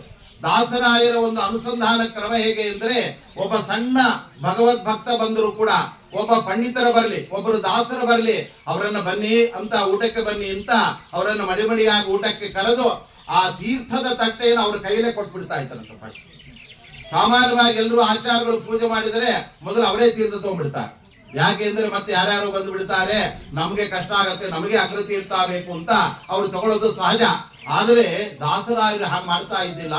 ಅವರು ಬಂದ ಒಬ್ಬ ಸಣ್ಣ ಭಕ್ತನೇ ಆಗಿರ್ಬೋದು, ಅವ್ರ ಕೈಯಲ್ಲೂ ಕೂಡ ಅವ್ರ ಕೈಯಲ್ಲಿ ತೀರ್ಥದ ತಟ್ಟೆ ಕೊಟ್ಬಿಡ್ಬೇಕಂತ. ಕೊಟ್ಟು ಬಿಟ್ಟು ಅವರಿಗೆ ನಮಸ್ಕಾರ ಮಾಡ್ಬೇಕು, ಕಾಲನ್ನು ಹಿಡಿದು ಬಿಟ್ಟು. ಆ ಸಮಯದಲ್ಲಿ ಅವರಂತ ಇದ್ರು, ದಾಸರಾಯರೇ ನೀವೇ ದೊಡ್ಡ ಜ್ಞಾನಿಗಳು, ನಮಗೆ ಯಾಕೆ ನಮಸ್ಕಾರ ಮಾಡ್ತಾ ಇದ್ದೀರಾ, ಹಾಗೆಲ್ಲ ಮಾಡಬಾರ್ದು, ನಮಗೆ ಸಂಕೋಚ ಆಗತ್ತೆ ಅಂತ ಹೇಳ್ಬೇಕು. ಅದಕ್ಕೆ ಅವ್ರು ಹೇಳ್ತಾ ಇದ್ರಂತೆ, ನಿಮ್ಮ ಒಳಗಡೆ ಇರುವ ಬಿಂಬನಿಗೆ ನಾನು ನಮಸ್ಕಾರ ಮಾಡ್ತಾ ಇದ್ದೇನೆ. ನೀವು ಸೌಮ್ಯ ರೂಪದಿಂದ ಇದ್ದರೆ ನಿಮಗೆ ಸೌಮ್ಯ ರೂಪದ ವಾಸುದೇವ ರೂಪಿ ಪರಮಾತ್ಮ ಬಿಂಬನಾಗಿರ್ತಾನೆ. ನೀವು ಸ್ವಲ್ಪ ಉಗ್ರರಾಗಿ ಕೋಪದಿಂದ ಇದ್ದರೆ ನಿಮ್ಮ ಒಳಗಡೆ ನರಸಿಂಹದೇವರು ಇರ್ತಾರೆ. ಆ ದೇವರಿಗೆ ನಮಸ್ಕಾರ ಮಾಡಿ ಅವರ ಪ್ರೀತ್ಯರ್ಥವಾಗಿ ನಾನು ಇದನ್ನು ಮಾಡ್ತಾ ಇದ್ದೇನೆ. ಯಾಕೆ ಅಂದ್ರೆ ಜಡದಲ್ಲಿ ಪರಮಾತ್ಮನಿಗೆ ಆ ಪೂಜೆ ಮಾಡುವುದಕ್ಕಿಂತ ಚೇತನಾಧಿಷ್ಠಾನದಲ್ಲಿ ಮಾಡುವುದೇ ಬಹಳ ಪರಮಾತ್ಮನಿಗೆ ಅಲ್ಲಿ ಪ್ರಿಯಕರವಾಗಿರತಕ್ಕಂತಹದ್ದು. ಆದ್ದರಿಂದ ನವೈ ತಥಾ ಚೇತನಯ ಬಹಿಷ್ಕೃತೆ ಹುತಾಶನೆ ಪಾರಮಹಂಸ್ಯ ವರಿಯಗುಹು ಅಂತ ಭಾಗವತ ಹೇಳ್ತಾ ಇದೆ. ಒಂದು ಜಡವಾದ ಅಗ್ನಿಯಲ್ಲಿ ಎಷ್ಟೇ ತುಪ್ಪ ಹಾಕಿದರೂ ಎಷ್ಟೇ ಹೋಮ ಮಾಡಿದರೂ ಕೂಡ ಅದು ಸಾಕುವನ್ನೆಲ್ಲ ಸಂತೃಪ್ತಿ ಆಯ್ತು ಅಂತ ಹೇಳೋದಿಲ್ಲ. ಆದ್ರೆ ಒಬ್ಬ ಬ್ರಾಹ್ಮಣನಿಗೆ ಭೋಜನವನ್ನ ಮಾಡಿಸಿದರೆ, ಅಪ್ಪ ಭಾರಿ ಚೆನ್ನಾಗಾಯ್ತಪ್ಪ, ಊಟ ಹೊಟ್ಟೆ ತುಂಬಿಡ್ತೋ, ನಿಮ್ಗೆ ಒಳ್ಳೇದಾಗ್ಲಿ ಅಂತ ಅವ್ರು ಹೇಳ್ತಾ ಇರ್ತಾರೆ. ಹಾಗಾದ್ರೆ ಜಡಾಧಿಷ್ಠಾನದಲ್ಲಿ ಪರಮಾತ್ಮನ ಆರಾಧನೆಗಿಂತ ಚೇತನಾಧಿಷ್ಠಾನದಲ್ಲಿ ನಡೆಯುವ ಪರಮಾತ್ಮನ ಸಂತರ್ಪಣೆ ಅದು ದೇವರಿಗೆ ಅತ್ಯಂತ ಪ್ರಿಯವಾಗತ್ತೆ. ನಿಮಗಿಂತ ದೊಡ್ಡ ಚೈತನ್ಯ ಯಾರಿದ್ದಾರೆ? ಆದ್ರಿಂದ ನೀವೇನು ಸಣ್ಣವರಲ್ಲ. ನಿಮ್ಮ ಒಳಗಡೆ ನಿಮ್ಮ ಬಿಂಬರೂಪಿ ಪರಮಾತ್ಮನನ್ನ ನಾನು ಕಾಣ್ತಾ ಇದ್ದೇನೆ. ಆ ಭಗವಂತನಿಗೆ ನಮಸ್ಕಾರ ಮಾಡಿ ಮೊದಲು ನಿಮಗೆ ತೀರ್ಥ ಕೊಡ್ತಾ ಇದ್ದೇನೆ ಅಂತ ಅವರಿಗೆ ತೀರ್ಥವನ್ನ ಕೊಟ್ಟು, ಎಲ್ಲರಿಗೂ ತೀರ್ಥ ಕೊಟ್ಟ ಮೇಲೆ ಆಮೇಲೆ ದಾಸರು ತೀರ್ಥ ತಗೊಳ್ತಾರೆ. ಯಾಕೆ ಅಂದ್ರೆ ಆಯಾಯ ಅಧಿಷ್ಠಾನದಲ್ಲಿ ಭಗವದ್ ರೂಪಕ್ಕೆ ನೇರವಾಗಿ ತೀರ್ಥ ಕೊಡುವ ಭಾಗ್ಯ ದೇವ್ರು ನನಗೆ ಕೊಟ್ಟಿದ್ದಾನೆ. ನಾನೇ ಮೊದಲು ತೀರ್ಥ ತಗೊಂಡ್ಬಿಟ್ರೆ ಅದು ಹೇಗೆ ಸರಿ ಆಗತ್ತೆ ಅಂತ ಇಷ್ಟು ದೊಡ್ಡ ಜ್ಞಾನಿಗಳಾಗಿದ್ದರೂ ಕೂಡ ಅಷ್ಟು ಸರಳತೆಯಿಂದ ಉಚ್ಚ ಅನುಸಂಧಾನದಿಂದ ಆ ಪರಮಾತ್ಮನನ್ನ ಅವರು ಒಲಿಸಿಕೊಂಡಂತಹ ಮಹಾನುಭಾವರು. ಅಷ್ಟು ಮಾತ್ರವಲ್ಲ, ಬೆಳಗಿನ ಸಮಯದಲ್ಲಿ ಎಲ್ಲ ಕಾರ್ಯಕ್ರಮ ಭೋಜನಾದಿಗಳಾದ ಮೇಲೆ ಮಧ್ಯಾಹ್ನ ಅವ್ರ ಮೇಲ್ಗಡೆ ಎಲ್ಲ ಸುಳಾದಿಗಳನ್ನ, ದೇವರ ಮಹಿಮೆಗಳನ್ನ ಅವರ ಪ್ರವಚನ ಮಾಡ್ತಾ ಇದ್ರು. ಅವಾಗ ಅವ್ರು ಹೇಳ್ತಾ ಇದ್ರು, ನೋಡಿ ಮೇಲ್ಗಡೆ ಪ್ರವಚನ ಈ ಎಲ್ಲ ಭಗವತ್ ಚಿಂತನೆ ನಡೆಯುತ್ತೆ, ಅದಕ್ಕೆ ಯಾರಿಗೆ ಆಸಕ್ತಿ ಇದೆ ಅವರು ಬರಲಿ, ಬೇರೆದೇ ಇದ್ದವರು ಅಲ್ಲೇ ಊಟ ಮಾಡ್ಕೊಂಡು ಹಾಗೆ ಹೋಗ್ಬೋದು ಅಂತ ಆಯ್ತು. ಹೀಗೆ ಯಾರಿಗೆ ಆಸಕ್ತಿ ಇದೆ ಅವರಿಗೆ ಅನೇಕ ಬಗೆಯ ಆ ಸುಳಾದಿಗಳನ್ನ, ಅನೇಕ ಕೃತಿಗಳನ್ನ ಅವರು ಬೋಧನೆ ಮಾಡ್ತಾ ಆ ಮೂಲಕ ವಾಂಗ್ಮಯ ಸೇವೆಯನ್ನು ನಡೆಸಿ ಆ ಪರಮಾತ್ಮನನ್ನು ಅವರು ಆರಾಧಿಸ್ತಾ ಇದ್ರು. ಅಂತಹ ದಾಸರಾಯರು ಇಲ್ಲೇ ಮೊದಲ ಕಲ್ಲಿನಲ್ಲಿ ನೆಲೆಸಿದಾಗ ಅವರ ಭಕ್ತರ ವೃಂದವೆಲ್ಲ ದಾಸರಲ್ಲಿ ಒಂದು ಬೇಡಿಕೆಯನ್ನ, ಪ್ರಾರ್ಥನೆಯನ್ನ ಇಟ್ಟಿದ್ದು, ಸ್ವಾಮಿ ನಾವೆಲ್ಲ ಹರಿದ್ವಾರಕ್ಕೆ ಹೋಗಿ ಗಂಗಾ ಸ್ನಾನ ಮಾಡ್ಕೊಂಡ್ ಬರೋಣ, ಆದ್ರಿಂದ ನಿಮ್ಮನ್ನು ಮುಂದಿಟ್ಕೊಂಡು ಹೋಗ್ಬೇಕು ಅಂತ ಅಪೇಕ್ಷೆ ಇದೆ. ಯಾಕೆಂದ್ರೆ ಪಾತ್ರರ ಸಂಗಡ ಯಾತ್ರೆಯ ಮಾಡಲು ಅಂತಾರೆ ದಾಸರು. ಯಾರ್ಯಾರೋ ಜೊತೆಗೆಲ್ಲ ನಾವು ಹೋಗಬಾರದು. ಹೋದ್ರೆ ಅವರೆಲ್ಲ ಅಲ್ಲೇ ತಿನ್ನೋದು ಉಣ್ಣೋದ್ರಲ್ಲೇ ಆಗ್ಬಿಟ್ಟಿರ್ತಾರೆ. ಅಲ್ಲಿ ಹೋದ್ರೆ ಬೆಳಿಗ್ಗೆ ಎದ್ದು ಕಾಫಿಯಲ್ಲಿ ಅಂತ ಕೇಳ್ತಾರೆ. ಬೆಳಿಗ್ಗೆ ಎದ್ಕೊಳ್ಳೋ ಸ್ನಾನಕ್ಕೆ ಜಾಗ ಎಲ್ಲಿ, ಪೂಜೆಗೆ ಎಲ್ಲಿ ಕೂತ್ಕೊಳ್ಬೇಕು ಅಂತ ಕೇಳ್ಬೇಕು. ಅದು ಬಿಟ್ಟು ಕಾಫಿಯಲ್ಲಿ ಉಪ್ಪಿಟ್ಟು ಎಲ್ಲ ರೆಡಿ ಆಗಿದೆ ಅಂತ ಕ್ಷೇತ್ರದಲ್ಲೂ ಅದನ್ನೇ ನಾವು ಮಾಡ್ತಾ ಹೋದ್ರೆ ಅದನ್ನ ಮನೆಯಲ್ಲೇ ಮಾಡ್ಬೋದು. ಅಲ್ಲಿಗೆ ಹೋಗಿ ಯಾಕೆ ಆ ಕಾಫಿ ಹುಡ್ಕೊಂಡು ಹೋಗ್ಬೇಕು? ಆದ್ರಿಂದ ನಿಮ್ಮ ಜೊತೆಗೆ ನಾವು ಯಾತ್ರೆ ಮಾಡಬೇಕು, ಗಂಗೆ ಸ್ನಾನ ಮಾಡ್ಬೇಕು, ಆದ್ರಿಂದ ನಮ್ಗೆ ಅನುಗ್ರಹ ಮಾಡಿ ಅಂತ ಹೇಳಿದಾಗ ಆ ಸಮಯದಲ್ಲಿ ದಾಸರು ಹೇಳ್ತಾ ಇದ್ರು, ಆಯ್ತು ಹೋಗೋಣಂತೆ, ಮುಂದಿನ ವಾರ ಹೋಗೋಣ, ಮುಂದಿನ ತಿಂಗಳು ಹೋಗೋಣ ಅಂತ ಆಯ್ತು. ಅದೇ ಸಮಯದಲ್ಲಿ ಶಿಷ್ಯರೆಲ್ಲ ಒತ್ತಾಯ ಮಾಡಿ, ಸ್ವಾಮಿ ನೀವು ಸುಮ್ಮನೆ ಮುಂದೂಡ್ತಾ ಇದ್ದೀರಾ, ಹೇಗಾದ್ರೂ ಮಾಡಿ ನಾವು ನಿಮ್ಮನ್ನು ಕರ್ಕೊಂಡು ಹೋಗ್ಬೇಕು ಅಂತ ಇದ್ದೇವೆ, ಬನ್ನಿ ನಾಳೆ ಮುಂದಿನ ವಾರದಲ್ಲಿ ಹೊರಟ್ಬಿಡೋಣ ಅಂತ ಹೇಳಿ. ಅಷ್ಟೊತ್ತಿಗೆ ದಾಸರಾಯರು ಶ್ರೀನಿವಾಸ ದೇವರನ್ನ ಅಲ್ಲಿ ಪ್ರಾರ್ಥನೆ ಮಾಡಿದರು. ಶ್ರೀನಿವಾಸ ದೇವರು ಹೇಳಿದರು, ಆ ಗಂಗೆ ನನ್ನ ಪಾದಾಂಗುಷ್ಟದಿಂದ ಹುಟ್ಟಿದ್ದಾಳೆ, ಆ ಗಂಗೆಯನ್ನು ಇಲ್ಲೇ ಮತ್ತೆ ನಾನು ಬರಕ್ಕೆ ಹೇಳ್ತೇನೆ, ನೀವ್ಯಾಕೆ ಅಲ್ಲಿಗೆ ಹೋಗ್ತೀರಾ ಅಂತ ಹೇಳಿ. ಅದೇ ತರ ಗಂಗಾದೇವಿಯನ್ನ ಪ್ರಾರ್ಥನೆ ಮಾಡಿದಾಗ ಗಂಗಾದೇವಿ ಹೇಳ್ತಾ ಇದ್ದಾಳೆ, ನೀವೇ ನನ್ನ ಹತ್ರ ಬರೋದು ಬೇಡ, ನಾನೇ ನಿಮ್ಮ ಹತ್ರ ಬರ್ತೇನೆ, ಇಂತಹ ದಿವಸ ನಾನು ಬರ್ತೇನೆ, ಆದರೆ ಬರಬೇಕಾದ್ರೆ ನನ್ನ ಒಂದು ಅಪೇಕ್ಷೆಯನ್ನ ನೀವು ನೆರವೇರಿಸಬೇಕು. ಅದು ಏನಪ್ಪಾ ಅಂದ್ರೆ ನನಗೆ ಸಮೃದ್ಧಿಯಾಗಿ ಅರಿಶಿಣ ಕುಂಕುಮ ಕೊಡ್ಬೇಕು, ಅಷ್ಟೇ ಅಲ್ಲ ತುಂಬಾ ಚೆನ್ನಾಗಿ ಮರದ ಭಾಗಗಳು ಕೊಟ್ಟು ನನ್ನನ್ನ ಪೂಜೆ ಮಾಡ್ಬೇಕು. ಹಾಗಿದ್ರೆ ನೀವಿದ್ದಲ್ಲೇ ಬರ್ತೇನೆ, ಅಲ್ಲೇ ಗಂಗೆಯನ್ನ ನಾನು ಸುರಿಸ್ಬಿಡ್ತೇನೆ ಅಂತ ಆ ಗಂಗಾದೇವಿ ಕನಸಿನಲ್ಲಿ ಬಂದು ಆ ಶೇಷದಾಸರಿಗೆ ಹೇಳಿದಾಗ ಆ ಶೇಷದಾಸರಿಗೆ ಬಹಳ ಆನಂದವಾಯಿತು. ಮರುದಿನ ಬೆಳಿಗ್ಗೆ ಶಿಷ್ಯರನ್ನೆಲ್ಲ ಕರೆದು ಅವ್ರು ಹೇಳ್ತಾ ಇದ್ದಾರೆ, ನೋಡಿ ನಾವೆಲ್ಲ ಕಾಚಿಗೆ ಗಂಗೆ ಹೋಗಬೇಕು ಅಂತ ಇದ್ವಲ್ಲ, ಗಂಗಾದೇವಿ ಇಲ್ಲೇ ಬರ್ತಾಳೆ, ನೀವೇನು ಚಿಂತೆ ಮಾಡಬೇಡಿ, ಇಲ್ಲೇ ನಿಮ್ಗೆ ಗಂಗಾ ಸ್ನಾನ ಪರಮಾತ್ಮನ ಸನ್ನಿಧಾನ ನಡೆಯುತ್ತೆ ಅಂತ ಹೇಳ್ಬೇಕು. ಆವಾಗ ದಾಸರು ಇಲ್ಲೇ ಗದ್ವಾಲಿಗೆ ಅನೇಕ ಶಿಷ್ಯ ವೃಂದವನ್ನ ಕಳಿಸಿ ಅಲ್ಲಿದ್ದ ಅರಿಶಿಣ ಕುಂಕುಮವನ್ನೆಲ್ಲ ಖರೀದಿ ಮಾಡಿಸ್ಬಿಟ್ರು. ಯಾಕೆಂದ್ರೆ ಗಂಗೆ ಬರ್ತಾ ಇದ್ದಾಳೆ, ಆದ್ರಿಂದ ಆಕೆಗೆ ಎಷ್ಟು ಕೊಟ್ಟರು ಕೂಡ ಮಂಗಳ ದ್ರವ್ಯಗಳ ಕಡಿಮೆನೆ ಅಂತ ಇದ್ದ ಎಲ್ಲ ಮೊರಗಳನ್ನ ತರಿಸಿ ಅರಿಶಿಣ ಕುಂಕುಮ ಎಲ್ಲ ಬಳೆಗಳು ಸೌಮಂಗಲ ದ್ರವ್ಯಗಳನ್ನೆಲ್ಲ ತರಿಸಿದ್ರು. ಆವಾಗ ದಾಸರಾಯರು ಈ ತರ ಎಲ್ಲ ಮಾಡ್ತಾ ಇರೋದನ್ನ ನೋಡಿ ಅವರ ವ್ಯಕ್ತಿತ್ವದ ಪರಿಚಯ ಇಲ್ಲದೆ ಇರತಕ್ಕಂತ ಕೆಲವರೆಲ್ಲ ಕೇಳಿದ್ರು, ಏನು ದಾಸರೇ ಇಷ್ಟೆಲ್ಲ ಅರಿಶಿಣ ಕುಂಕುಮ ಮೂಟೆ ಮೂಟೆ ಇಲ್ಲಿ ಬಂದು ಬೀಳ್ತಾ ಇದೆ, ಏನ್ ಕತೆ ಇದು ಅಂತೇಳಿ. ಅದಕ್ಕೆ ಅವ್ರು ಹೇಳಿದ್ರು, ನಾಳೆ ದಿವಸ ಇಲ್ಲಿ ಅಮ್ಮನವರು ಬರ್ತಾ ಇದ್ದಾರೆ ಅಂತ ಹೇಳಿ. ಅವರೆಲ್ಲ ಏನ್ ಅನ್ಕೊಂಡ್ಬಿಟ್ರು, ಗದ್ವಾಲಿಯಲ್ಲಿ ಯಾರೋ ವೆಂಕಟಾಂಬ ಅಂತ ಒಬ್ಬ ರಾಣಿ ಇದ್ದಂತೆ, ರಾಣಿ ಬರ್ತಾಳೆ ಅಂತ ಈ ತರ ಮಾಡ್ತಿದ್ದಾರೆ ಅಂತ ತಿಳ್ಕೊಂಡ್ಬಿಟ್ಟು, ಓ ದಾಸರಿಗೆ ರಾಣಿ ಕೊಡೋ ದುಡ್ಡಿನ ಹುಚ್ಚು ಹಿಡಿದು ಬಿಟ್ಟಿದೆ ಕಾಣುತ್ತೆ, ಅದಕ್ಕೆ ಬೇಕಾದಷ್ಟು ಅರಿಶಿಣ ಕುಂಕುಮ ತರಿಸ್ತಾ ಇದ್ದಾರೆ, ಮರುಭಾಗನ ತರಿಸ್ತಾ ಇದ್ದಾರೆ, ಕಾಲ ಕೆಟ್ಟ ಹೋಯ್ತಪ್ಪ, ದಾಸರಿಗೂ ಈ ತರ ಬಂದ್ಬಿಡ್ತು ಅಂತ ಅವರು ತಮ್ಮ ಲೆವೆಲ್ಗೆ ತಾವು ಹಾಗೆ ತಿಳ್ಕೊಂಡ್ರು. ಆದ್ರೆ ದಾಸರಾಯರ ಔನ್ನತ್ಯವನ್ನ ಅವ್ರಿಗೆ ಅರ್ಥ ಮಾಡ್ಕೊಳ್ಳಿಕ್ಕೆ ಸಾಧ್ಯವಾಗಲಿಲ್ಲ. ಮಾರನೇ ದಿನ ಬೆಳಿಗ್ಗೆ ಪೂಜೆಯನ್ನೆಲ್ಲ ಮಾಡಿ ಸರಿಯಾಗಿ 11 ಗಂಟೆಗೆ ಶ್ರೀನಿವಾಸ ದೇವರ ಹತ್ರ ನಿಂತ್ಕೊಂಡಿದ್ದಾರೆ, ಆ ಗಂಗೆಯನ್ನು ಪ್ರಾರ್ಥನೆ ಮಾಡ್ತಾ ಇದ್ದಾರೆ. ಆ ಸಮಯದಲ್ಲಿ ಶ್ರೀನಿವಾಸ ದೇವರ ಬಲಗಾಲಿನಿಂದ ನೀರು ಚಿಮ್ಲಿಕ್ಕೆ ಶುರುವಾಯ್ತು ನೋಡಿ. ಗಂಗಾಂ ಕದಾಚಿದತ ಗಂಗಾ ಸಂಗಾಪಹಾರಕ ವಿಹಂಗಾಧಿಪ ಧ್ವಜವರೋ ಉತ್ಸಂಗಾತ್. ಆ ಸಮಯದಲ್ಲಿ ಗಂಗೆ ಶ್ರೀನಿವಾಸ ದೇವರ ಪಾದದಿಂದ ಚಿಮ್ಮಿ ಹರಿದು ಬರ್ತಾ ಇದ್ದಾಳೆ. ಎಲ್ಲ ಕಡೆಯಲ್ಲೂ ಹರಿದು ಶ್ರೀನಿವಾಸ ದೇವರ ಸೊಂಟದವರೆಗೆ ಬಂದ್ಬಿಟ್ಟಿದ. ಆ ಗಂಗೆ ಎಲ್ಲ ಕಡೆಯಲ್ಲೂ ಕೂಡ ಸಮೃದ್ಧಿಯಾಗಿ ಬಂದಿದೆ. ಬಂದ ಭಕ್ತರೆಲ್ಲ ಆ ಗಂಗೆಯಲ್ಲಿ ಮಿಂದು ಸ್ನಾನ ಮಾಡ್ತಾ ಇದ್ದಾರೆ. ಅವ್ರಿಗೆಲ್ಲ ಆನಂದವೂ ಆನಂದ. ನಮಗೆ ಫ್ಲೈಟ್ ಚಾರ್ಜ್ ಒಳಿತು, ಕಷ್ಟಪಡೋದು ಒಳಿತು, ನಾವಿದ್ದಲ್ಲೇ ಗಂಗೆ ಬಂದ್ಬಿಟ್ಟಿದ್ದಾಳೆ, ನಮಗೆ ಸೇಠುದಾಸರು ಕೊಟ್ಟ ದೊಡ್ಡ ಭಾಗ್ಯ ಅಂತ ಮುಳುಗ್ತಾ ಇದ್ದಾರೆ. ಆ ಸಮಯದಲ್ಲಿ ಕೆಲವರೆಲ್ಲ ನೋಡಿದ್ರು, ಈ ಗಂಗೆ ಸಿಗೋದು ಬಹಳ ದುರ್ಲಭ ಅಂತ ತುಂಬಿಟ್ಕೊಂಡ್ಬಿಡೋಣ ಅಂತ ಕೆಲವರು ಕೊಡದಲ್ಲಿ ತುಂಬಿಟ್ಕೊಂಡ್ರು, ಕೆಲವರು ಸಣ್ಣ ಸಣ್ಣ ತಮ್ಮ ತಂಗಿಯಲ್ಲಿ ತುಂಬಿಟ್ಕೊಂಡ್ರು. ಊಟ ಮಾಡುವಾಗ ಅದೇ ನೀರು ಕುಡಿಬೇಕು ಅಂತ ಎಲ್ಲ ಗಂಗಾ ಸ್ನಾನ ಆದ ನಂತರ ಗಂಗೆ ಆ ಪ್ರವಾಹ ನಿಂತು ಹೋಯ್ತು. ಆ ಸಮಯದಲ್ಲಿ ಅಲ್ಲಿ ಚಿಮ್ಮುವ ನೀರು ಕೂಡ ಅಲ್ಲಿ ನಿಂತು ಹೋಗಿ ಅದೆಲ್ಲ ಒಣಗಿದ ನಂತರ ದಾಸರು ಎಲ್ಲರಿಗೆ ಗಂಗಾ ಸ್ನಾನ ಆಗಿದೆ, ಇವತ್ತು ಗಂಗಾ ಸ್ನಾನದ ನಿಮಿತ್ತವಾಗಿ ನಿಮಗೆಲ್ಲ ಔತಣ ಭೋಜನವನ್ನು ಏರ್ಪಾಡು ಮಾಡಿದ್ದೇನೆ, ಎಲ್ಲ ಊಟಕ್ಕೆ ಬನ್ನಿ ಅಂತ ಹೇಳಿದಾಗ ಅವರೆಲ್ಲ ತಾವು ತುಂಬಿದ ಆ ತಂಬಿಗೆ ಕೊಡವನ್ನು ತೆಗೆದು ನೋಡಿದರೆ ಒಂದು ಹನಿ ನೀರು ಅದರಲ್ಲಿ ಇಲ್ವೇ. ಆದ್ರೆ ದಾಸರಾಯರು ಮಾತ್ರ ತಮ್ಮ ಒಂದು ತಂಬಿಗೆಯಲ್ಲಿ ನೀರನ್ನ ಅವರು ತುಂಬಿಟ್ಕೊಂಡಿದ್ರು. ಆ ಗಂಗೆ ಹಾಗೇ ಉಳಿದಿತ್ತು. ಯಾಕೆ ಅಂದ್ರೆ ಆ ಗಂಗೆ ಬಂದದ್ದು ದಾಸರಾಯರಿಗೋಸ್ಕರ, ಅವರ ತಂಬಿಗೆಯಲ್ಲಿ ಮಾತ್ರ ಉಳ್ಕೊಂಡಿದ್ದಾರೆ. ಬೇರೆಯವ್ರ ತಂಬಿಗಳಿಗೆಲ್ಲ ನಲ್ಲಿ ನೀರೇ ಗತಿ ಆಯಿತು. ಅಂದ್ರೆ ಆ ರೀತಿಯಾಗಿ ತಮ್ಮ ಅದ್ಭುತವಾದ ಮಹಿಮೆಯನ್ನ ತೋರಿಸಿದ ಮಹಾನುಭಾವರು. ಅದು ಬೇರೆ ಎಲ್ಲೋ ನಡೆದಿರ್ತಕ್ಕಂತಹದ್ದಲ್ಲ, ಇಲ್ಲಿಯೇ ಇದೇ ಕ್ಷೇತ್ರದಲ್ಲಿ ಇದೇ ಶ್ರೀನಿವಾಸ ದೇವರ ಅಂಗಳದಲ್ಲಿ ನಾವೇನು ಇವತ್ತು ಪಲ್ಲಕ್ಕಿ ಹಿಡ್ಕೊಂಡು ನಡ್ಕೊಂಡ್ ಬಂದ್ವಿ. ದಾಸರಲ್ಲಿ ಏನು ಅಲ್ಲೆಲ್ಲ ನರ್ತನ ಮಾಡ್ತಾ ಇದ್ರು, ಅಲ್ಲೆಲ್ಲ ಗಂಗೆ ಬಂದಂತಹ ಜಾಗ.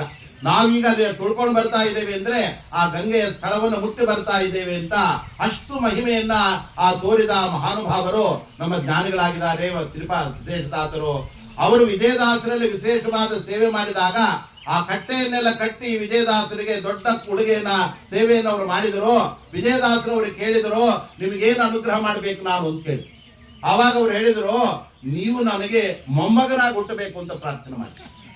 ಸ್ವಾಮಿ, ಎಲ್ಲಾದ್ರೂ ದೇವದ ದೊಡ್ಡದವ್ರು ಹಾಕಿ ಕೇಳಿಕ್ ಸಾಧ್ಯವಾಗತ್ತಾ? ನಾವು ನಿಮ್ಮ ವಂಶದಲ್ಲಿ ಹುಟ್ಟಬೇಕು ಅಂತ ಕೇಳಬೇಕೇ ಹೊರತು ನೀವೇ ನಮ್ಮ ವಂಶದಲ್ಲಿ ಅದು ಮೊಮ್ಮಗನಾಗಿ ನೀವು ಬನ್ನಿ ಅಂತ ಕೇಳಿದಾಗ ವಿಜಯದಾಸರು ಹಾಗೆ ಆಗಲಿ ಅಂತ ಅಪ್ಪಣೆ ಮಾಡಿದ್ರು. ಮುಂದೆ ಅವರ ಮಗನಿಗೆ ಮಗನಾಗಿ ಅವರು ಹುಟ್ಟಿದ್ರು. ಅವರೇ ಸಣ್ಣರಾಯರು ಅಂತ ಅವರಿಗೆ ಪ್ರಖ್ಯಾತಿ ಆಯ್ತು. ಅವರು ಎಂತಹ ಜ್ಞಾನಿಗಳು ಅಂದ್ರೆ ಅವರ ವಾಕ್ಯ ಚರ್ಯೆಗಳನ್ನ ತಪ್ಪಾಗಿ ತಿಳ್ಕೊಂಡು ಅನೇಕರು ಅವರಿಗೆಲ್ಲ ಟೀಕೆ ಮಾಡಿದ್ರು. ಯಾರೋ ಅವರಿಗೆ ತುಂಬಾ ಟೀಕೆ ಮಾಡಿದ್ದಕ್ಕೆ ಮೈಯಲ್ಲೆಲ್ಲ ಬಿಳುಪು ಬಂದ್ಬಿಡ್ತು. ಆವಾಗ ಅವ್ರು ಹೇಳಿದ್ರು, ಈಗ ಆಗ್ಬಿಟ್ಟದ ಏನ್ ಮಾಡ್ಬೇಕು ಅಂದ್ರೆ ನಾಳೆ ಸಣ್ಣರಾಯರು ಸ್ನಾನ ಮಾಡುವಾಗ ಆ ಬಚ್ಚಲಲ್ಲಿ ಆ ಸ್ನಾನ ಮಾಡಿದ ನೀರಿರತ್ತಲ್ಲ ಅದನ್ನು ತಗೊಂಡು ಮೈಗೆ ಹಚ್ಕೊಳ್ಳಿ, ತನ್ನು ಹೋಗತ್ತೆ ಅಂತ ಹೇಳಿದ್ರು. ಅದೇ ರೀತಿ ಅವರಿಗೆ ತಲ್ಲು ಪರಿಹಾರವಾಗಿ ಹೀಗೆ ಆ ಶ್ರೇಷ್ಠ ದಾಸರನ್ನ ತಮ್ಮ ಮೊಮ್ಮಕ್ಕಳನ್ನಾಗಿ ಪಡೆದ ಮಹಾನುಭಾವರು. ಅನಂತರದಲ್ಲಿ ಅವರಿಗೆ ವೈಭವದಿಂದ ಉಪನಯನವನ್ನ ಮಾಡಿದರಂತೆ. ಅವರ 61ನೇ ವಯಸ್ಸಿನಲ್ಲಿ ಎಲ್ಲ ರಾಜರುಗಳನ್ನೆಲ್ಲ ಕರೆದು ವೈಭವದಿಂದ ಉಪನಯನವನ್ನ ಮಾಡಿ ತಾವು ಹುಟ್ಟಿದ ಜಾಗವಾದ ಧರೂರಿನಲ್ಲಿ ಪಾರ್ಥಸಾರಥಿಯ ಪ್ರತಿಷ್ಠೆ ಮಾಡಬೇಕು. ಯಾಕೆ ಅಂದ್ರೆ ಈ ಕೃಷ್ಣನಿಂದ ನಮ್ಗೆಲ್ಲ ಬಂದಿದೆ. ಆ ನಮ್ಮ ಜನ್ಮಸ್ಥಳದಲ್ಲಿ ಕೃಷ್ಣನ ಒಂದು ಅವತಾರದ ಸ್ಥಳ ಅಲ್ಲಿ ಆಗ್ಬೇಕು ಅಂತ ಆ ಕೃಷ್ಣನನ್ನ ಪ್ರತಿಷ್ಠೆ ಮಾಡಿ ತಮ್ಮ ಮೊಮ್ಮಗನ ಅದ್ಭುತವಾದ ಉಪನಯನವನ್ನು ಕೂಡ ಚೆನ್ನಾಗಿ ಮಾಡಿ ಆ ಕಾಲದಲ್ಲಿ ಎಲ್ಲ ರಾಜರುಗಳನ್ನ ದೊಡ್ಡ ದೊಡ್ಡ ವ್ಯಕ್ತಿಗಳನ್ನ ಕರೆಸಿ ಅವರಿಗೆಲ್ಲ ಭಾರೀ ವೈಭವದಿಂದ ಅವರಿಗೆಲ್ಲ ವಿಶೇಷವನ್ನ ಮಾಡಿ ಅನಂತರದಲ್ಲಿ ಅವರು ನಿರ್ಯಾಣವನ್ನ ಹೊಂದಿದ ದಿನವೇ ಅದು ಇವತ್ತು ಆ ಒಂದು ವೈಶಾಖ ಶುದ್ಧ ಅಷ್ಟಮಿಯ ದಿನವಾಗಿದೆ. ಅದು ಶ್ರೀನಿವಾಸ ದೇವರ ಒಂದು ಮಂಗಳ ಮದುವೆ ಸಮಯ ಅಂದ್ರೆ ಇದು ಒಳ್ಳೆ ಆ ವೈಶಾಖ ಮಾಸ ಆಗಿದೆ. ಈಗ ನಾಡಿದ್ದು ದಶಮಿನೇ ಆ ಶ್ರೀನಿವಾಸ ದೇವರ ಕಲ್ಯಾಣ. ಆದರೆ 2 ದಿನ ಮುಂಚೆ ಆ ಗುರುಗಳ ನಿರ್ಯಾಣ. ಅವರ ದಿವ್ಯವಾದ ಕಟ್ಟೆಯ ಸನ್ನಿಧಿಯಲ್ಲಿ ನಾವಿದ್ದೇವೆ. ಅವರ ದಿವ್ಯವಾದ ಆರಾಧನೆಯ ದಿನ. ಅವರ ಬಗ್ಗೆ ಒಂದೆರಡು ಮಾತುಗಳನ್ನ ಮಹಿಮೆಯನ್ನ ನಾವು ಕೇಳಿದರೆ ನಮ್ಮ ಬದುಕಿನಲ್ಲಿ ಅವರು ಮಾರ್ಗದರ್ಶನ ಮಾಡಿ ನಮ್ಮ ಎಲ್ಲ ಆಧ್ಯಾತ್ಮಿಕ ಸಾಧನೆಗೆ ಬರುವ ಅಡೆತಡೆಗಳನ್ನ ದೂರ ಮಾಡಿ ಒಳ್ಳೆ ಅನುಗ್ರಹವನ್ನು ಮಾಡ್ತಾರೆ ಅಂತ ಹೇಳ್ತಾ ನನ್ನ ಈ 4 ಮಾತುಗಳನ್ನ ದಾಸರಾಯರ ಅಂತರ್ಯಾಮಿಯಾದ ಪರಮಾತ್ಮನಿಗೆ ಅರ್ಪಣೆ ಮಾಡ್ತಾ ಇದ್ದೇನೆ. ಶ್ರೀಕೃಷ್ಣ ಅರ್ಪಣ.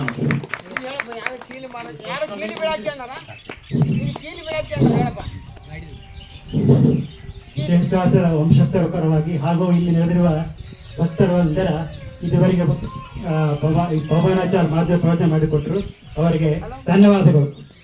ಮುಂದಿನ ಪ್ರವಚನಕಾರರು ಸತ್ಯಪ್ರಿಯಾಚಾರ್ಯ ಬರಬೇಕಾಗಿ ವಿನಂತಿ. ಕೇವಲ 10 ನಿಮಿಷ ಸತ್ಯಪ್ರಿಯಾಚಾರ್ಯ ವೇದಿಕೆಯಲ್ಲಿ ಬರಬೇಕಾಗಿ ಸತ್ಯಪ್ರಿಯಾಚಾರ್ಯ ಪ್ರವಚನಕಾರ ನಡೆಸಿಕೊಡ್ಬೇಕಂತ ಎಲ್ಲರ ಪರವಾಗಿ ಅವರಿಗೆ ಸ್ವಾಗತ ಕೋರುತ್ತೇನೆ. ಸತ್ಯಪ್ರಿಯಾಚಾರ್ಯ ಅವರು ನೀವೇ ಕೂತ್ಕೊಳ್ಳಿ.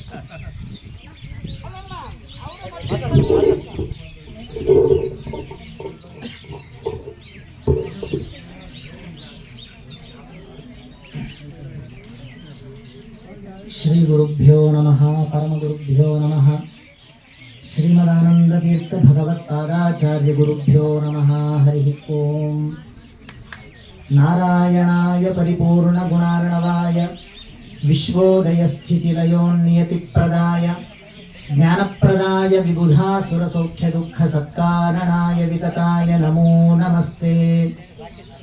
ನೌಮಿನ್ಯಾಯ ಸುಧಾಧಿಕೃಜ್ಜಯ ಮುನೀನ್ ಶ್ರೀಪಾದರಾತ್ ಸನ್ಮಣೀನ್ ವ್ಯಾಸಾರ್ಯಾನ್ ವಿವಿಧಾಗಮಾಬ್ಧಿವಿಹರಾನ್ ಶ್ರೀವಾದಿರಾಜಾನಪಿ ವಂದೇ ಹಂಸವರಾನ್ ರಘೂತ್ತಮಗುರೋನ್ ವೈದಗ್ಧ್ಯವಾರಾನ್ ನಿಧಿನ್ ಶ್ರೀ ಸತ್ಯೋರತ ರಾಘವೇಂದ್ರ ಮುನಿಪಾನ್ ಸದ್ಬೋಧ ಸಧ್ಯಾನಪಾನ್ ವಿದ್ಯಾಯಾಂ ವಿಬುಧಾಚಾರ್ಯಂ ವೇದಜ್ಞಾನಾಬ್ಧಿಚಂದ್ವಿರಂ ದುರ್ಮತದ್ವಾಂತಮಾರ್ತಂಡಂ ಸತ್ಯಧ್ಯಾನ ಮುನಿಂ ಭಜೆ.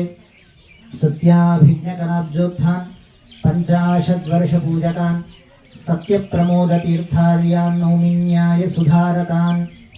ಶಾಸ್ತ್ರೇಷು ಪಾರದೃಶ್ವಾನಂ ಶಾಸ್ತ್ರಜ್ಞೇಷು ಚ ವತ್ಸಲಂ ದೀನಭಕ್ತೋದ್ಧಾರಕರಂ ಸತ್ಯಾತ್ಮಾನಂ ಗುರುಂ ಭಜೆ. ವಿದ್ಯಾಪೀಠ ವಿಧಾತಾರಂ ವಿದ್ಯಾವಾರಿಧಿ ಚಂದಿರಂ ವಿದ್ಯಾರ್ಥಿವತ್ಸಲಂ ವಂದೇ ಮಹಾಮಹಿಮ ಸದ್ಗುರುಂ. ಹರಿ ಓಂ. ಶ್ರೀಶಾಂಘ್ರಿ ಸೇವಕಂ ನಿತ್ಯಂ ಭೂಸುರಾಗ್ರಕುಲೋದ್ಭವಂ ವಾಸಮಾದಿಶಿಲಾಕ್ಷೇತ್ರಂ ಶೇಷದಾಸ ಗುರುಂ ಭಜೆ. ಇವತ್ತಿನ ದಿನ ಅತ್ಯಂತ ಪರಮ ಪವಿತ್ರವಾದಂತಹ ದಿವಸ. ಎಲ್ಲರಿಗೂ ಗೊತ್ತಿದೆ ಯಾಕೆ ಅಂತ. ಮಹಾನುಭಾವರಾದ ತಪೋವರೇಣ್ಯರಾದಂತಹ ಶೇಷದಾಸರ ಮಧ್ಯಾರಾಧನಾ ಮಹೋತ್ಸವ. ಸಹಜವಾಗಿ ನೋಡಬೇಕಾದರೆ ನಮ್ಮೆಲ್ಲರಲ್ಲಿ ಎಂತಹ ಗುಣ ಇದೆ ಅಂತಂದರೆ, ಕೇವಲ ದಾಸರ ಆರಾಧನೆ, ಸ್ವಾಮಿಗಳ ಆರಾಧನೆ ಇವು ಇದ್ದಾಗ ಮಾತ್ರ ಅತ್ಯಂತ ವೈಭವೋಪೇತವಾಗಿ ಅವರ ನಾಮಸ್ಮರಣೆ, ಜಪ, ತಪ, ಪಾರಾಯಣ ಇತ್ಯಾದಿಗಳೆಲ್ಲವನ್ನು ಮಾಡ್ತೀವಿ. ಈ 3 ದಿನಗಳ ಕಾಲ ಆರಾಧನೆ ಮುಗೀತು ಅಂತಂದರೆ ಮತ್ತೆ ಬರೋ ವರ್ಷ ಅವರನ್ನ ನೆನಪಿಸಿಕೊಳ್ತೀವಿ. ಆ ಥರ ಮಾಡಬಾರದು ಅಂತ ಹೇಳುತ್ತಾರೆ. ನಿತ್ಯದಲ್ಲಿಯೂ ಕೂಡ ಅವರ ನಾಮಸ್ಮರಣೆ ಮಾಡುವುದರಿಂದ ನಾವು ಮಾಡಿದಂತಹ ಪಾಪಗಳು ಯಾವುವು ಇರುತ್ತವೋ ಅವೆಲ್ಲವೂ ಕೂಡ ಪರಿಹಾರವಾಗತ್ತೆ. ನಿತ್ಯವೂ ದೇವರ ಚಿಂತನೆ, ಬೆಳಗ್ಗೆ ಎದ್ದ ತಕ್ಷಣ ದೇವರ ಚಿಂತನೆಯನ್ನು ಮಾಡಬೇಕಂತ ಹೇಳ್ತಾರೆ.